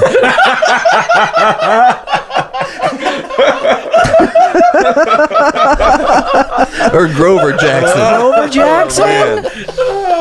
holy shit. Anyway, that's horrible, man. Grover You guys Jackson? pressed for time, or you guys got to roll out I of feel here? like I need a cigarette. I need actually one of his cigarettes. Yeah. I only have 2, so Yeah. it's Usually, I'm the one going and doing that. Yeah, that's right. And you're sitting down here having fun with guests while I'm Right. out there feeding my addiction. Right. And I stayed in with you this time. Yeah, I appreciate it. This is day 14 for me. Oh, Hey, you're congratulations. new. You're fresh. Yeah, but see, here's the problem though. I never said I quit. Here's Right. what I'm doing. Yeah. I'm fasting. Okay. Got it. Got it. I never said I quit, man. And as a matter of fact, I have cigarettes here. Right. If I tell myself, I'm one of them people that if I tell myself I can't have it, and then you take it away and I don't know where it's at, then I really want it, and I'll do anything to get it. But if it's there and I can choose it or not, it's more comforting. Yeah. And so I just chose to, like, you know what? I'm 44. I'm going to be 45 in March. Yeah. It's not doing me any good. You know what I mean? Right. Smoking 20 cigarettes a day is not, it can't be Right. good. And sometimes I find myself like, what are you doing, man? Yeah. This is going to Yeah. kill you. Yeah. I mean, I've had that same thought many No. times. I'm not trying to be the guy on the white horse. Trust me, I love smoking. That's the problem. Me too. I enjoy smoking. I when I light one up, I'm like, yeah. Well, we call them celebratory cigarettes. Yeah. Ever since I stopped, buying a pack every day, and I'm smoking like 5 cigarettes a day. Yeah. Well, we call them celebratory cigarettes now. So we'll write a verse and we'll be like, yeah, let's go have a celebratory. We're due for a Yeah. celebratory Yeah, cigarette. exactly. We've been so productive. Yeah. today. Yeah, let's I know go what have that's one. like, man. You know, I get Honestly- through a level of Call of Duty, and I go out and have a cigarette. You know. Well, that's the thing is like if we could step away from what we're doing and do something that's not smoking. I mean, it's like it gives our chance. It's like our chance to get away and like what else would we do? Right. Just leave the room and Yeah, go we're just stand in gonna a sit different here. room and talk. You have a bit. You have a bit of tea. Yeah. It's like what? I say, pass the else do crumpets, you do? old boy. It's like I quit drinking for a while, and it's like God, what do people do? Yeah. How do you In their interact with time? downtime, yeah. It's like when you want to go out and do something, hang out with your buddies, go out with the girl, whatever. It's like, what do you do? You know, that's what I mean. Our house What sucks do you right now do? because I'm fasting cigarettes. I never said I quit. It was a surprise to everybody. I was just like, my wife just went, "Hey, I noticed you haven't gone outside for a while." I was like, "Hey, yeah, I'm trying this thing," and I just left it at that. I didn't say the words "I quit smoking" don't come out of my mouth. I'm not saying that. I'm saying I'm fasting, and then after I'm going to give myself a month, and I figure because I start so many times, but after a month, I feel like I'll really have an unbiased choice whether I want to smoke or not. I can look at it with a clear head instead of the nicotine going, fuck, it's fine, man. Look Right. at Eddie Van Halen. Right. and Keith Richards, dude, you know, and that rationality that's in your head, like, yeah, fuck yeah, man. I might be one of them special dudes that don't fucking die from it. As a matter of fact, I can run a marathon tomorrow. Well, Eddie Van Halen's missing part of his tongue over the affair, so that's not such a great, idea. You know, there's that guy that's like trying to rationalize having it. And at your ages, I'm envious of you guys because you could do it. Your lungs probably turn pink 2 seconds after smoking a cigarette. You know, they go back to normal. Mine, I hope so. After a month, I feel like I'll be able to make a decision whether, okay, am I going to go ahead and die or am I going to like try to, because so many people are like, I'm quitting smoking. I'm changing my life. I'm going to eat different. I'm going to do this stuff. I'm like, no. I'm gonna quit making the spurious proclamations of that support the idea that I can just tell myself what to do at any moment. I'm going to try not to kill myself faster than I should and be rude to my kids, you know? Well, because I could see myself sitting there really wishing I didn't do that at some point. And finally in my fucking life, I have to be smart enough because the moments happen all the time. Like sitting here at this age right now, I look at things I've done in my life. I'm like, God damn it. Why did I do that to myself? Because that's why I'm where I'm at now. Now you got to look at it and go, hey, guess what? You might be alive for another 10 years. Yeah. You might want to make some decisions now that might affect when you're 55, asshole. Right. Well, right. You know what I mean? People don't think about that. When you are taking your last breath, you don't want to have to sit there and be like, well, fuck, I wish I wouldn't have smoked all those cigarettes. Guess what? We're all gonna. You know what I mean? like, it's really likely. Well, We're all gonna. Yeah. Has anybody got to smoke? Yeah. Lingering, nagging regrets. Yeah, So, it's a bummer. And like I said, I love to smoke. And a few times when I did it, I went to cigars then, thinking that was all right. You know, I can grill a steak, have a beer, smoke a cigar. Yeah. Big man. Pretty soon I'm inhaling them motherfuckers and going through like 6 of them a day. Yep. And that's when I got the bad shit in the lungs. And then they were like, what are you smoking? Because you said you smoke. And I'm like, Swishers. Tree bark. And they're like, oh, then you mean them Swishers that you're supposed to cut open and dump the shit out and put weed in them? You smoke the stuff in it? I'm like, yep. It has nicotine in it, They man. almost like sell it just so that you can get rid of it. Yeah. My dumb ass was going 99 cents for 2 big ass cigars. That'll last me all day long. So I'm inhaling them like crazy. And my pulmonologist dude, he said, well, you've got fungus and bat excrement, and that's just not for smoking. Oh, man. That's why no filter, just inhaling Swisher sweet tobacco. No bueno. No bueno, man. And so they're like, smoke cigarettes if you're gonna smoke. At least they have a filter, you know. It's like I'm like, all right, my pulmonologist just told me to smoke. So is there a brand I should smoke? I was thinking Parliaments. Those look cool. Parliaments? No, them go too long. I used to smoke Parliaments when I was They got the recessed when I was younger. filter. You know? Are you talking about the plastic? They're like, it's like the filter. There's like a little gap between the end of recessed. cigarettes Right. and then where the filter starts. I don't know scientifically what that does, but It kills you. Yeah. decent cigarette. Scientifically, you're right. It does. So kill one you. time I quit, right, and I went up to Poopy's on my motorcycle with a buddy. We're gonna go get a burger during the day, and I get up there and we sit at the bar, and I'm like, what the fuck is that? Oh shit! And I reached out. Somebody left a pack of Parliaments, and guess what? There was probably 18 cigarettes still in it. Oh my God. And I was like, it's a sign from God. Yeah. That is a nice find. And I smoked one of them Parliaments, and I was like, oh yes. And I remember the whole tingle went as soon as I was like, and I remember like had a beer and a burger. It was sunny out, and I was like, and my fucking whole body just was like tingling, and my dick got hard. I got a boner immediately. I'm telling you, it's like, that shit's real. the endorphins, and it wasn't because of girls. It was just the endorphins in my brain were like, fuck yes, finally. You know, we haven't smoked in like 2 years. But it's also, I think it's also maybe a bit overly simplistic to think that everything that you experienced at that point just came from nicotine because the cigarette is really a extremely complicated thing that you do with, you know what I mean? Like I actually kind of applaud using the concept of the celebratory cigarette because if you're gonna be having an addiction, but I'll start celebrating. you better set up something constructive with it. Now it'd be better if you set up something else that didn't have that side effect, but Travis, that's a great in theory, but then I would start celebrating like farts. You know what I mean? I'd be celebrating minutes. Like, dude, we live 5 more minutes. Yeah, should celebrate. That's exactly how it happened. Can you make a plan and stick to it, they went from like we were like, oh man, we are super productive, everything's going great. let's have a smoke. Yeah. And Oh, then dude, it's I'm like- right with you. Every We make it a 30 joke minutes, now. it's like, Yeah. well, It's like we finished this first. Let's go have a cigarette. let's go have a Yeah. celebratory cigarette. Yeah, right.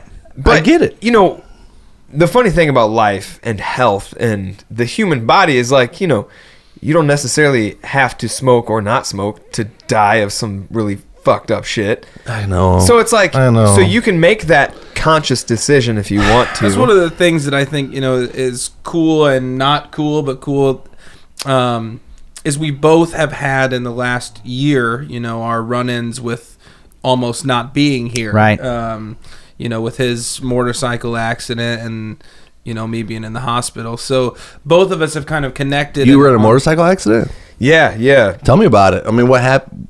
I was cruising. This was Do you mind? actually no, doesn't bother me at all. In fact, like if I could somehow raise awareness to looking fucking both ways, like the shit that you're taught as a kid. Like What before were you come- riding? Harley Street Glide. All right. I was cruising down Route 6, heading into Geneseo. There was a guy that was attempting to cross Route 6, cross the highway. He was going straight. And I don't know if he didn't look or if he didn't see me, but he pulled out right in front of me, and I rode my bike into the side of his car at like 60 miles an hour.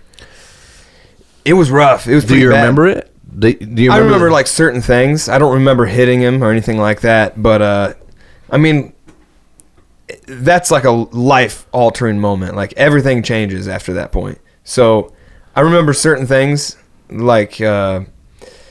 I remember like the sound of the helicopter, shit like that. Okay. So you went unconscious. I was conscious. I was awake, but once your body is in that state of shock or whatever. Did you? I mean, at the scene when you hit the car, I mean, did you lay there for a while? I was told that I actually was attempting to get up and look for my dog who was not with me. My brain. Okay, you did go unconscious then. Yeah. You went unconscious for a while.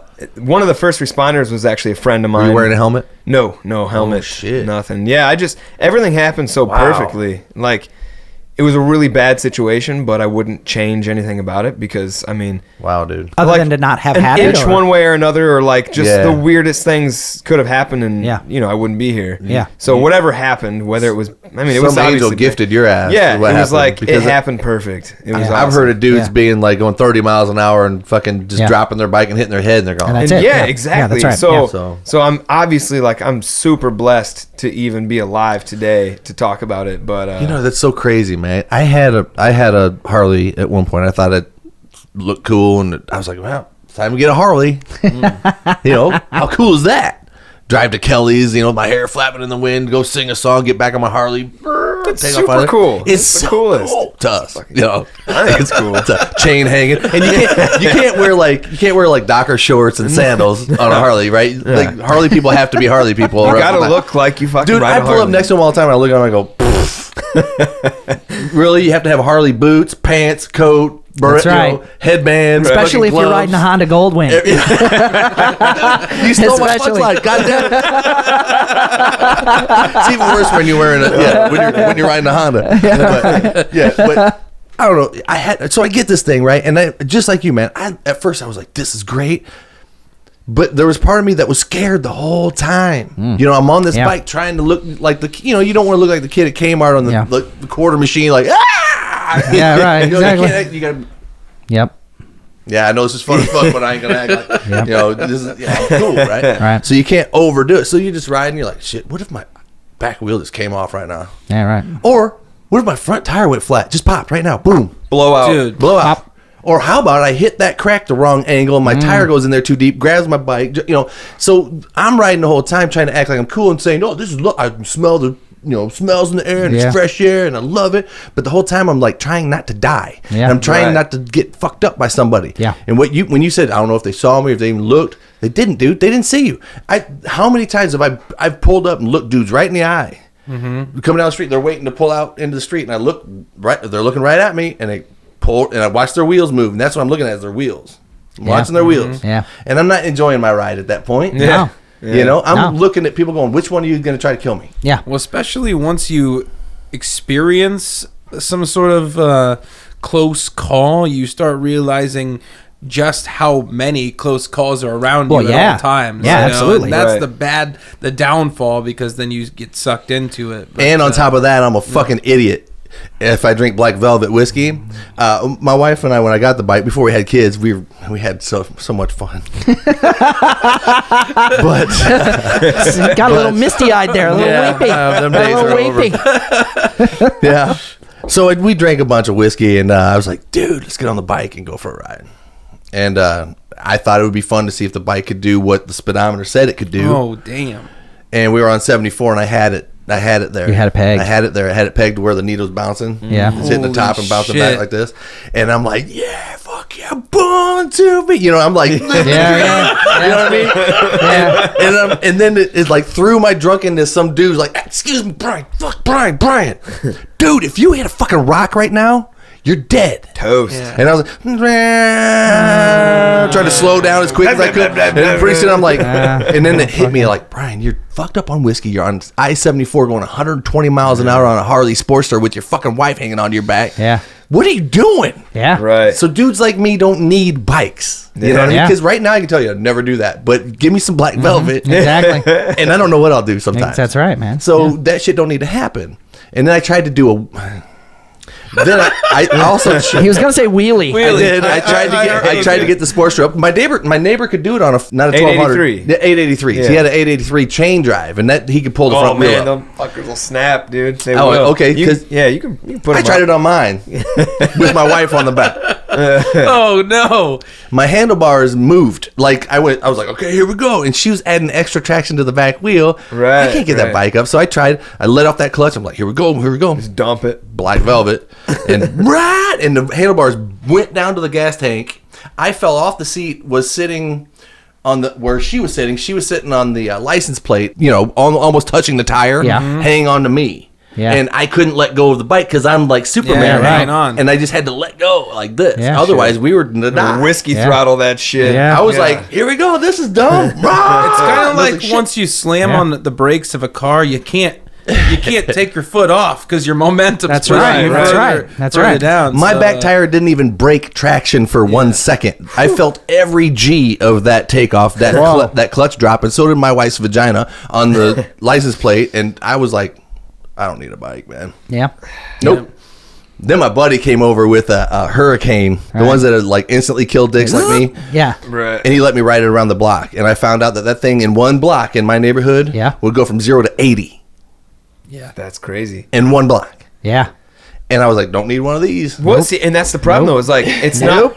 Nope. Need one of those. It's not your own ability. It's not the things that you can control. Because I'm sure you're a great rider and you feel probably really good behind. I feel like I can handle the bike. Right. Yeah. But it's the things that you can't control that are absolutely terrifying. Yeah. In like a situation like mine, like I would put my ability to ride a motorcycle against whatever. You know what I mean? Like Yeah. I'm great. You're you know, a I can. you're a I'm an competent rider. extremely confident rider. I can ride through any situation. But when a fucking guy pulls out in front of you, you don't like. Yeah. You can't do anything. Yeah, Yeah. guess what? You're fucking toast. Yeah. Yeah. Like, you don't do anything about it. Same thing happened to my brother-in-law, and he's got a scar from fucking here all the way down to here, where they Shit. took out his spleen. Yeah. and his entire insides just exploded Yeah. because he hit the side of a vehicle. So Fuck, man. same Yeah. thing happened to his son. Father and son both had somebody pull out in front of them, and both almost lost it. Horrible. No, Yeah. here's where we sit right now, and I don't want to Right. bring anybody down, but here's the fucking truth, you guys. We sit here right now with spring just around the corner. Okay, there's gonna be the first one Yep. That's right. that everybody's gonna go, oh fuck, That's right. You're right. Yeah. and then there's gonna be 4 or 5 more all summer that are big ones that you might know, Yeah. or people that know. Yeah. Are they And- women? Mostly not. They're going to be men. 9 times out of 10, though, Yeah. my wife and I had this argument when I bought Yeah. the motorcycle. She's like, you don't, nope. People get hit when they're sitting at a red light, and it's not in your hands. And I'm like, okay, but I want the bike, man. And so I get it, and then on the news, oh, we had a motorcycle accident, fatal motor accident, whatever, and they talk about it, and she's like, see, and I have to investigate that. Yeah. I have to Yeah. find out what happened. Yep. Because I guarantee that he was going over the speed limit, and Yeah. he was probably drunk. Right. Yeah. Right. Like my dumbass when I was doing Right, right. And I tell her, hey, this had nothing to do with anybody's fault but that dude. But, I mean, the motorcycle itself might be kind of a tip of the iceberg expression of a certain level of irresponsible risk, that It's is that bad boy stereotype. that's what it is from somewhere. that is, yeah, right. It's a men, real thing. Men want it, and speaking of heroes, one of the things that the hero does is he confronts danger. He might be scared as shit, but you probably wouldn't know it because he's a fucking hero, And we were riding my motorcycle on State Street, and we were on the bike, and this has nothing to do with the bike itself, but we were pulling up on the scene that had just happened. And what had happened was somebody was walking along the edge of the highway there on State Street. And he walked out and got hit. He got hit the side of like a semi-trailer. And he got spun around, and we were pulling up, and they hadn't covered up yet. And we just kind of was riding, and we were like, what's that dude doing laying in the street right there? Oh, man. And he's dead. And we didn't see it happen. We were just like, why is that guy in there about to put a sheet over him, and he's just laying there? And I'm like, and we're on the bike, and you're seeing the realism of somebody that just got killed. Yeah. And then my brain was like, I gotta get rid of That's this. why I got rid of mine. Because it's gonna fucking happen to me. Yeah. I was riding behind my buddy, and he was on a... Sorry to get negative like No, that. it's okay to get negative, dude. No, it's real. That's It's real. why I got rid of my bike. I was riding behind my buddy on mine, and we were both on a country road out in rural Geneseo, and he's going down these roads, and this giant flock of birds flies right in front of him. He hits the bird, flies off. He's going 80 something. He's not wearing any pads. He's wearing flip flops, no helmet. Flies end over end in the middle of the street, and I'm just watching him from my bike. He tumbles off into a ditch. So I'm like, holy fuck! Yeah. What did I just see? Did that just happen? Yeah. So I go, and he's trying to stand up with his shit's all broken, bloody. So I pick him up, throw him on the back of my bike, and then ride 15 miles in town to the hospital. He's got 2 broken legs, a broken arm, blood everywhere. Yeah, did you have cell phones? We had cell phones, but we were so far out that I knew that it would be better. It was going to be much faster if I got him in town. So after that, I'm like, I don't think I need this bike anymore. It became it wasn't having fun anymore because thoughts. See, now I admire somebody that screaming in the hospital and everything. I was there with them, and I was just like, this is good. I'm good. And I'm inspired by the dudes that I'm inspired by the dudes that are out there saying shit like, well, if I go like that, I'm doing something I love doing, man. All right. And I'm like, okay, cool, man. Cool. All right, brother. Yeah. Still, it's like I couldn't enjoy it anymore. That's why I had to get rid of my bike. I realized I'm not a biker. That's what it comes down to. They can be bikers and be cool. I'm not a biker. I make Call me a pussy all you want. Stupid mistakes I'm not a biker. to be a biker. Yeah. Like I'm the guy that will come going too fast over a hill and just wipe out, and you don't get redos on shit like that. So I just got to stay on the 4 wheels. Yeah. I mean, I could go either way with that because it's like I've rode one other time since my accident. My buddy Seth, drummer of 9th Street, he's got a Sporty, and like I took his bike for a little cruise around Kelowna one day. Nothing crazy, a couple blocks, and it felt good. But I'll buy another one. But because I do believe it's like if you truly enjoy doing something, don't let one jackass that couldn't look both ways ruin that for you. Yeah. But at the same time, I mean, I understand. You got to constantly look for jackasses the whole time you're riding. So are you enjoying the ride? And that's just it. Is like before I was so naive to the fact like every time I got on my bike I was invincible. I didn't feel I mean, like I thought about the crazy things like you were saying, like hitting a pothole or whatever. Like I think about that, but I never got on my bike thinking that I was not going to come home. You know what I mean? No, I mean, this is the conversion of this theoretical possibility into an experience. Right. And when you're reeling with the experience, then So there's a now whole it's different like, world you live in. I now. have like now if I'm going to start riding again, I have that like respect. I have that respect for the bike. Like, okay, this is not something that you don't control this. Exactly. Yeah, right. Exactly. Oh, and then I found out too. I earned my wings apparently because we did get to the poopies. We had the sandwich. I started smoking again.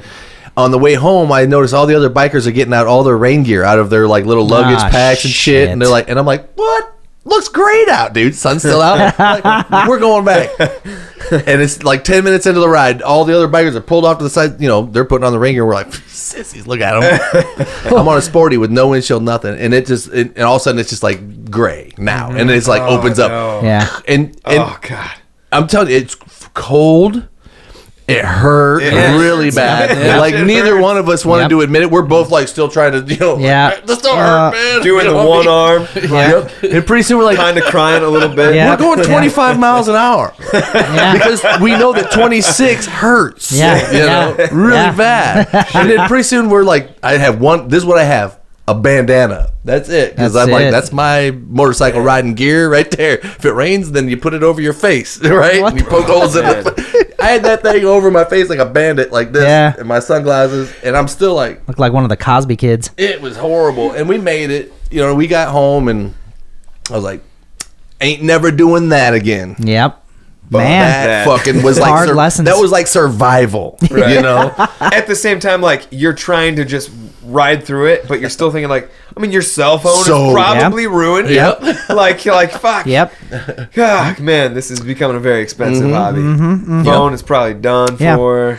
This So sucks. It's a I'm good chafing. I'm chafing now. because you can go out in the Sucks. rain and the raindrops will land kind of. But when you're driving 60 miles an hour They into feel it, like it's like needles on jumping your in a face. pool. Yeah. It's like jumping in a pool. Yeah. But you start to ask yourself questions like, okay, what is it that I like about this so much that I need it? And then nice when I you left. might even ask yourself the question, is there some other way that I could get this without having to deal with all of this shit? And then I like to play guitar. I'm going to go home and play guitar instead. That's going to be better. Yeah, gonna but be don't better. do that in the rain Yeah, for sure. right. No, I See, mean- that's what's great about this. I like music. I love talking shop and music and all that stuff. But sometimes I just kind of get bored with that. I like talking about real stuff with you guys because I want you guys to be people. Yeah, and that's what the podcast is about, man. I mean, talking about all the pre-programmed questions that most people would ask. This, I think, after watching the podcast, people are going to know you guys and probably more. You want to see a little bit more of their other side, other than just the music. Right. Sometimes. So that's do why I the asked them silly same thing questions. with the podcast that I watch of those types of things. Yeah, I heard some rumors, and I don't like it. Oh boy. This So- one's directed at you, buddy. Well, I'm hearing some rumblings. You guys have put it out there that you're going to be on an indefinite hiatus with Night Street Memory. Okay, so the situation with that is, Ninth Street, we are all on like completely opposite schedules. This is my weekend right now, so I work second shift. Tuesdays and Wednesdays are my days off. Where do you work? East Moline Correctional Center.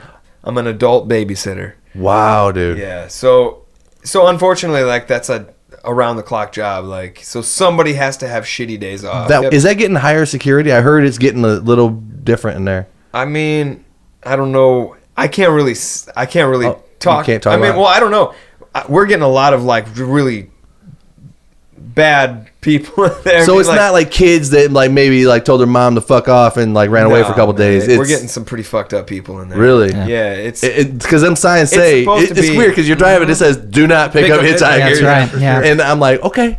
And them Right. houses right there next to it. I'm like, yeah, it's in a neighborhood. So you get to get up in the morning, have your coffee, and watch them like do their calisthenics or whatever out in there. yeah, so Yeah. Man. I mean, for just us talking or whatever this content is for, but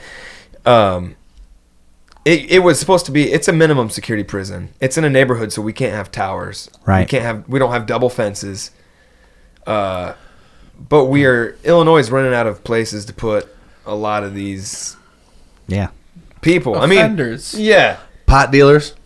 Well, more. I mean, come on, it's got to be mostly drug people, right? That's a lot of drug charges, but Yeah. I've met some characters while I'm there, and so just times are changing. Times are changing overall, but so yeah, that's pretty much where we're at. Is like, I work second shift. I've got Tuesdays and Wednesdays off. I work weekends. Cody's third shift. Jeff and Seth are both first shift still. And then everybody's lives beyond the band, it's like impossible to find time to practice. And hopefully this is temporary, where eventually we'll be able to find common days again where we can get back together and Right. start. well, it's kind of it's like a cycle. I mean, I get invested in all these bands that are around here doing my radio show and stuff, and then they're gone. But we've been kind of, You know, it's like, whoa. we've been kind of at a lull with the podcast, and I think that it largely has just been that you've been super busy, haven't you? With the radio, doing the radio thing. Right. I had the worst meeting with 97X recently. Oh no. I'm sitting with the new program manager that runs 97X and Dwyer, and they bought me lunch, and I had some questions because they played the wrong show one week, and then it was late the next week, and I'm like, look, man, you know, I appreciate you buying me some Carlos O'Kelly's and everything. I'm trying to put together a product that is good. You guys want it. Play the right show. You know, how are we going to make sure that this happens right? Yeah. And they got talking, blah, blah, blah, and somebody said something about, well, our format and this and that. And I said, well, your format sucks. And I was like, damn, I just said that out loud. No. And Dwyer went, ouch. And the program manager was like, well, you know, some people. And I'm like, I just told the program manager and Dwyer that 97X sucks. Yeah. As I'm taking a bite of the cheeseburger they bought me. Yep. You know what? This cheeseburger sucks too.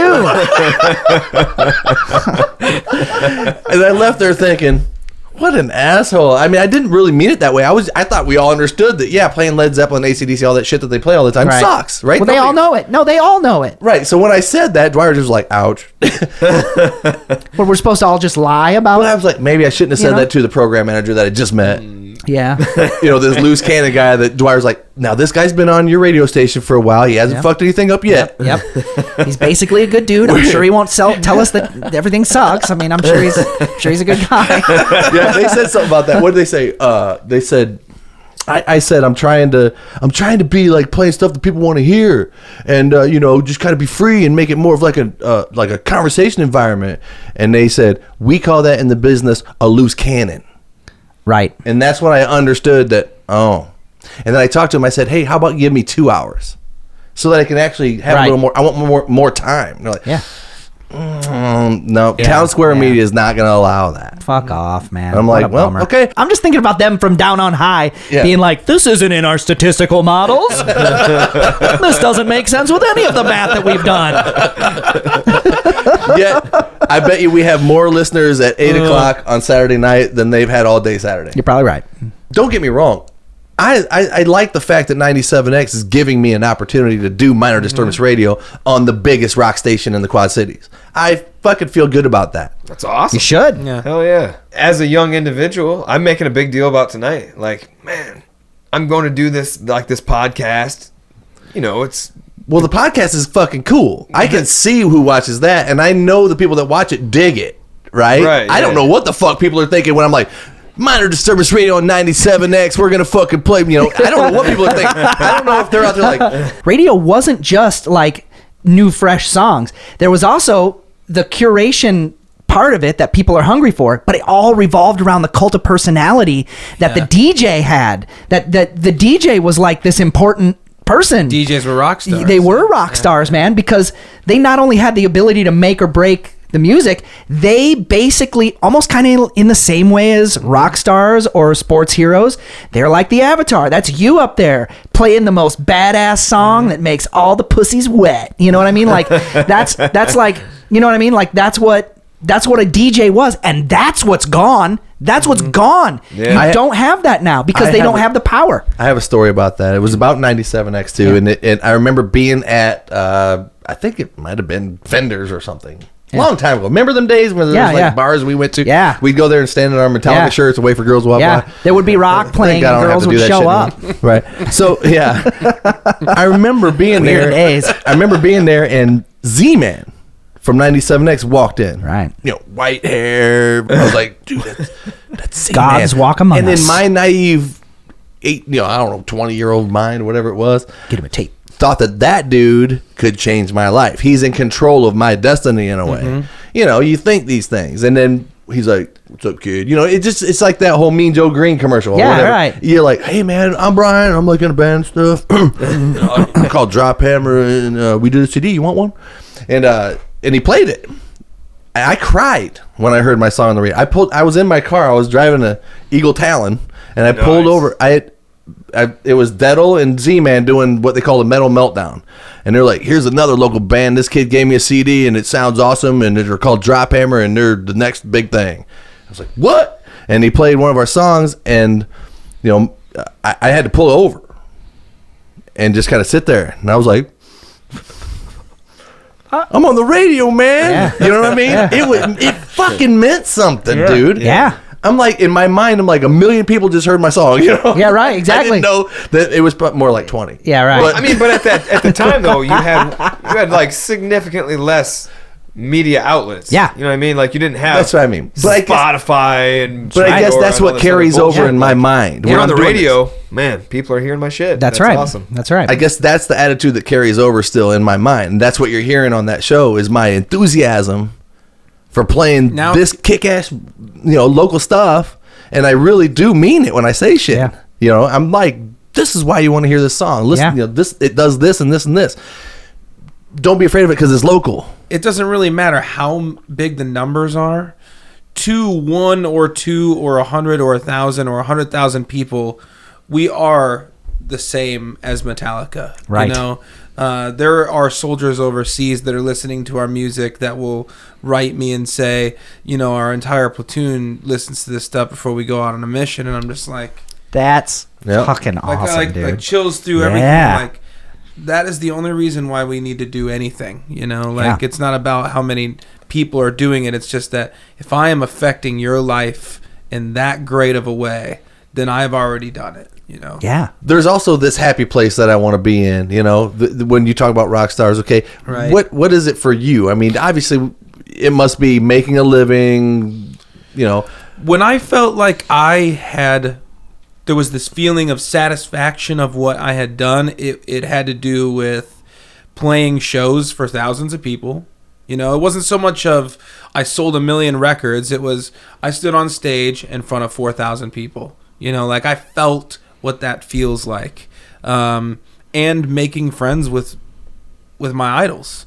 The guys that when I was 12 years old made me want to even do this in the first place, and then I met them and saw that they were human, and now I talk to them daily, and they're not even rock stars to me anymore. Yeah. I actually envy that. Like man, Yeah. some of the So- people that I look up to and I've looked up to, I'm like, man, I can't even imagine sitting there and having a conversation with them. Yeah. And this guy's like, they're peers. They're Yeah. peers now. Yeah. So that's where That's to me crazy. it kind of felt like, okay, well it's all kind of different now. Now what's it's just, what's really odd though, Jose, is, and I don't mean to come off as like this. Yeah, I know I'm an older guy than you, and I know that you have to understand. I've been through this whole thing too, Yeah, and I've had sure. my little things that I did, and I can see the growth in you. I remember you when you were very green. Yeah, coming into sure. this thing. I remember watching you and being like, great voice, but he needs to turn around and face the audience, Yeah. because I'm like, I oh, couldn't- that's something that that's sometimes something that you can't ever like learn. It's, and then when I see you now, I'm like, a lot of growth has happened. It's almost like I watched it happen and I'm like, yes, yes, yes.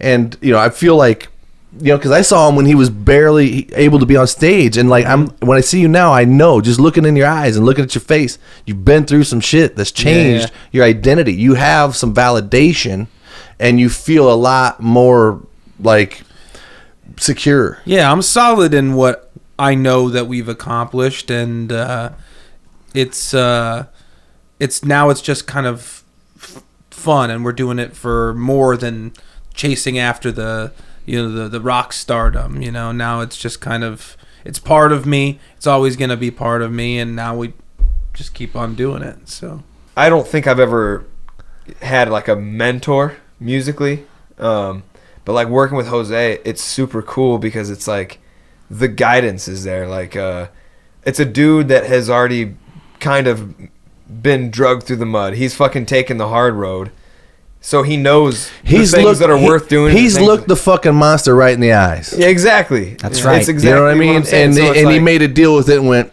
I don't know if I want to tango with you or not. yeah. You know, So 'cause- it's like Yeah, I love it. It's he has the knowledge Yeah. that I lack. we basically, I feel like we gutted it out. We took every tour we could. We took every show we could for 3 years. We took every shit fucking thing that we could, and now we can be a little more like, okay, we're gonna go on a 3-week tour, but we're gonna go on a 3-week tour with a band that we know is gonna bring in 2,000 people every night. So instead of going out there and maybe playing for 10, we're going to spend a little bit of money, and we know we're going to play in front of people. Yeah. And so we're just going to, do it a little bit differently because now we know that we can do that. If we were a brand new band and had never been played on the radio and had never been on tours, then you can't, unless you got a lot of money. All right. Right, I want to hear it from the horse's mouth. And I'll see if you'll be honest about it. Because I've hinted around. I've told my listeners some things. Here it comes. And, I don't want to talk out of school and really, like, Jose told me this, but, he don't know I'm going to repeat it. I don't do that. Yeah.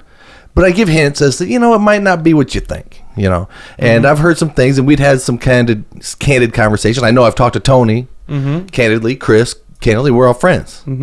And there's some truths about this that I don't know if when you went on tour, or would you be willing to tell the truth about how it works? Yeah, for sure. Okay, because you're at a point now where it don't matter, right? Right, yeah. It's not going to change anything. It's not going to change anything. Yeah. And, I mean, can you tell me, was there a cost per night to be on the tour? Not on any of the tours that we ever went on. I think only one tour we bought on. So that's kind of what I was getting into, is you can choose what you want to do. You either gut it out and you build yourself up to the point where you are known as a band that's not going to buy on. And that's what we were. We are not going to buy on to a tour. What does buying on mean? Means that you're putting up, what it technically means is you're putting up a certain amount of money to help pay for the marketing of a tour. You got to market a tour. Okay. And the main headlining band will take care of the majority of that. But if they want support acts that are going to help with the draw of the tour. So if your name is not big enough, then they'll ask you to put up $5,000 to help with marketing for the tour. Wow. So that might be some bands will ask you to pay $500 a night to be on the tour. Wow. But if you're playing with a band that brings in 3,000 people every night and you're paying $750 a night to be on the tour, rule of thumb is if you're a good band, you're going to sell $1 a head of merch. If you're a great fucking band, you're going to sell $2 or $3 a head on merch. So you have to go into it believing in that you're a good band. Like you have to be like, yes, I believe we're a good band. We're not going to go do this because we suck. But so you pay $750, you might make $4,000. Right. And that's just the way that it is. We never bought on. We bought on to one tour. It was a little acoustic tour with Saving Abel. I think we paid $100 a night. It was one of our very first tours. But after that, we decided no more buying on. We'll take what we get.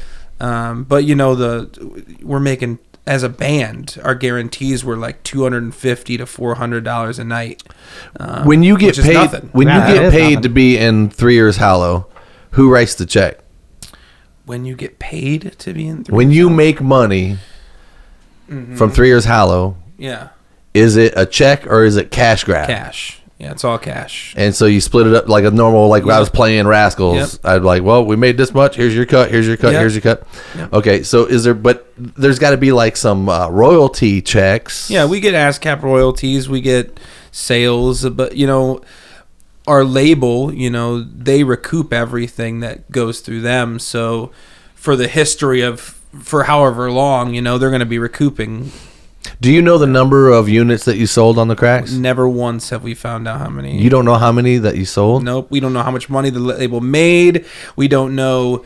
We never got any number. But the reason is because our label doesn't ask us to pay them back. Oh. Our label put up every single dollar, and we don't owe them anything. Right. They're just trying to see what they can get out of having put up the money and invested. That's right. Yeah. Okay, so they take all the risk. There's no exactly. Right. Yeah. But if you moved like 1 million units and they didn't tell you that, then right. It's a 50-50 deal, so we split all the profits, but we know we haven't recouped. So we pretty much we've got it. We had a system worked out to where we got paid a little bit of something every night, so that we always had some money, and then we sent the rest to the label. So it worked out well. Wow. Yeah. Okay. So how much money do you think you've profited off of touring? Oh my God. I mean, the first year. Or how much money have you lost? The first year we were on the road, we each made about $6,000 a piece. And how long were you on the road? We were on the road for almost 4 years, like off and on. So, but during that time, I went from a job where I was making, $70,000 a year to $6,000 the next year. And what were you doing before, if you don't mind me interrupting? I was a network engineer. Okay. So, computer stuff. Sure. I remember that whole thing happening. Yeah, Jose. sure. I mean, I don't want to stop. Nerd. Yeah. I remember the transition happening and all the things that changed in your lives to make this happen. Had I known, again, at the time, like, the only thing that can kill a band is if you can't pay a bill at home. And you can't physically be there because you got to pay a bill, or you have no place to live, or you can't feed your family. That's really the only thing that can derail a band's progress. Unless you date strippers that can send you money on the road. This is true. Sorry. Anyway, that's a total 80s thing right there. But the ultimate goal is, like, because I've become friends with a lot of these guys, I know how much their guarantees are every night. I know how much these bands are making in merch sales. When you're selling $30,000 in merch every single night, and your guarantee is another $37,000. That's crazy. When you make $270,000 in a week. Welcome to the good life. That's, man, that'd be sweet. That's the 20-year career that you hope for. And you don't need radio support to get there. You just need to do it for 20 years. You need to commit to it as being your life, and that's what it is. You don't sweat when it's going to happen anymore. It's just, this is who I am. Yep. And hopefully it comes. Yeah. So Here's one thing I hate about doing this podcast. Number one is people won't be honest on it because we're too close-knit. Everybody knows everybody, so no one will be like true. If you were talking about some other celebrity that you'll never run into, that's one thing. Or when I ask certain questions, but let's just face the elephant in the room here, okay? I have heard some things about some members of 3 Years Hallo not pulling their weight, and I see you with a new guitar player. And I'm just saying, is there something this is building to a whole, like, you're going to be in 3 Years Hallo now? I don't. And this will never hit the honest answer is it might. I mean, the honest answer is at the end of that cycle with 3 Years Hallo, we had no idea what was going to happen. When's the last time you talked to Tony? I mean, the reality is, Chris and Dex, our drummer and our bass player, had both left the band while we were still out touring. Right, I remember all that. We had a new drummer. We were playing to an iPod bass track. They were gone from the band. So at that point, we had no clue, what was going to happen. So I got home. That kind of just took the back shelf, and I'm like, I want to do something else. Alex was there. We started writing everything. Over the course of time, I might have had the thoughts like, hey, this is going so well, we might as well just start writing for 3 Years Hallo, and you can be a contributor to the record, and who knows, maybe one day you will play in it. But after time, we're just like, this is its own thing. It's completely different. So I think we've got our thing. 3 Years Hallo has been allowed to. Everybody's been allowed to mature and kind of go through those things that they needed to go through, and I think both are going to be the primary forces in my creative life. When's the last time you talked to Tony? Yeah, I was with him yesterday. Were you? Oh, yeah. Okay. So he's going to come up and, like I said, he's going to play a couple songs. I haven't heard from him, and he disappears and then comes back. It's been a rough 3 years. We sacrificed everything in our lives to go do what we did, and when you come home from that high, and you're sitting around and those people aren't there, the music's not there, you can get to a dark place. So luckily everybody has come out of those places, and people are really strong. Dex and Chris and everyone's finances are where they need to be now to even be able to do the band. So it just took some time. A lot of bands crash and burn, and we've watched so many bands disappear. And but there will be a new 3 Years Hallo record. Yeah, we finished the first song. I've heard the new single. Yeah. Man. It's a whole new evolution for us, I think, and that's been a huge part from being able to explore different areas with him, and then kind of realize what 3 Years Hallo can be. And well, I can't wait to hear what you guys are doing together. You know, like I say, I wish the best for 3 Years Hallo, and I like Night Street Memory too. I'm sad to know that Night Street's going to take a hiatus. It sucks that fucking 1152 walks away. I'm like, what am I going to do? You know what I mean? You know, I'm sure it's temporary. It's just like life gets in the way sometimes. Part of the I get it, man, but all the killer bands, it seems like that happens to them, you know? Yeah. What is it with you and Journey? I don't know. I think they might have been like my first rock concert I ever saw in my entire life. Yeah. That's the first time WWJD, dude. like What would some Journey girl let do? you put your dick in her hat. Fucking Don't Stop Believing was going in the background. For me, it was Appetite for Destruction. Man. Yep, and he was smoking a cigarette.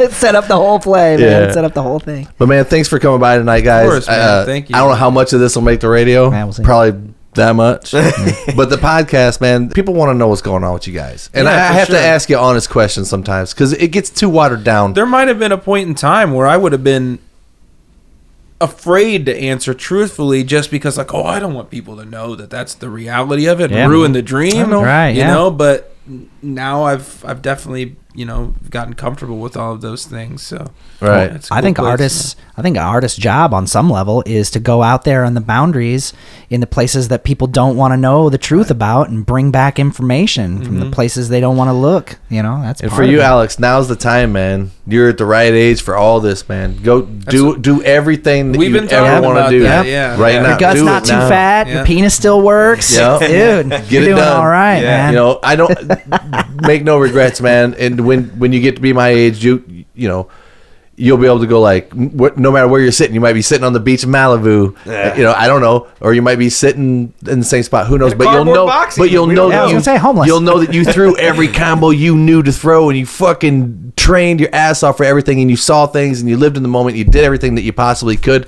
to do this thing because you'll hate it if you don't. If you're Right. like, because this life grind, this little wave that you're riding with, the still trying to do this and this at the same time, you're at the age though where you can kind of risk some shit, because you can always land on your feet. He's younger than I was Yeah. when we went on our first tour. Yeah. So he's still got 2 years of time before, I was 27 when we went on our first one. So it's really cool to be experiencing it again, with a new group and to have 3 Years Hallo there.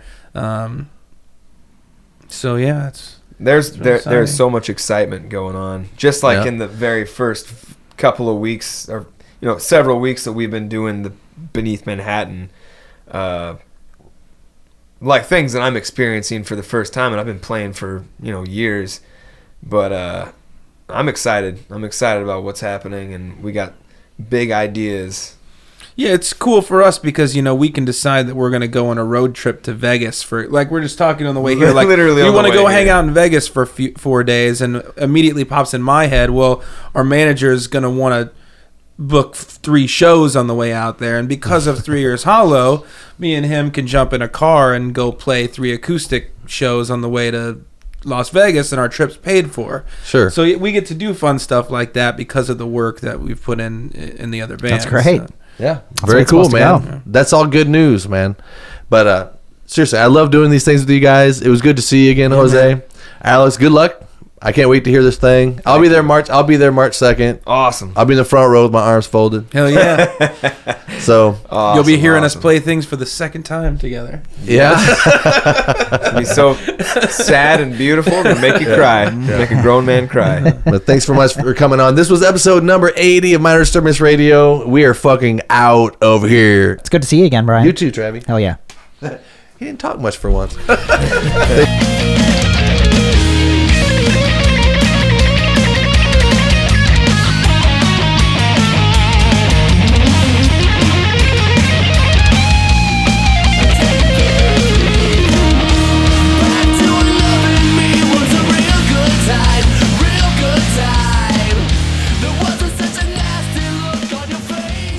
Oh shit! I said.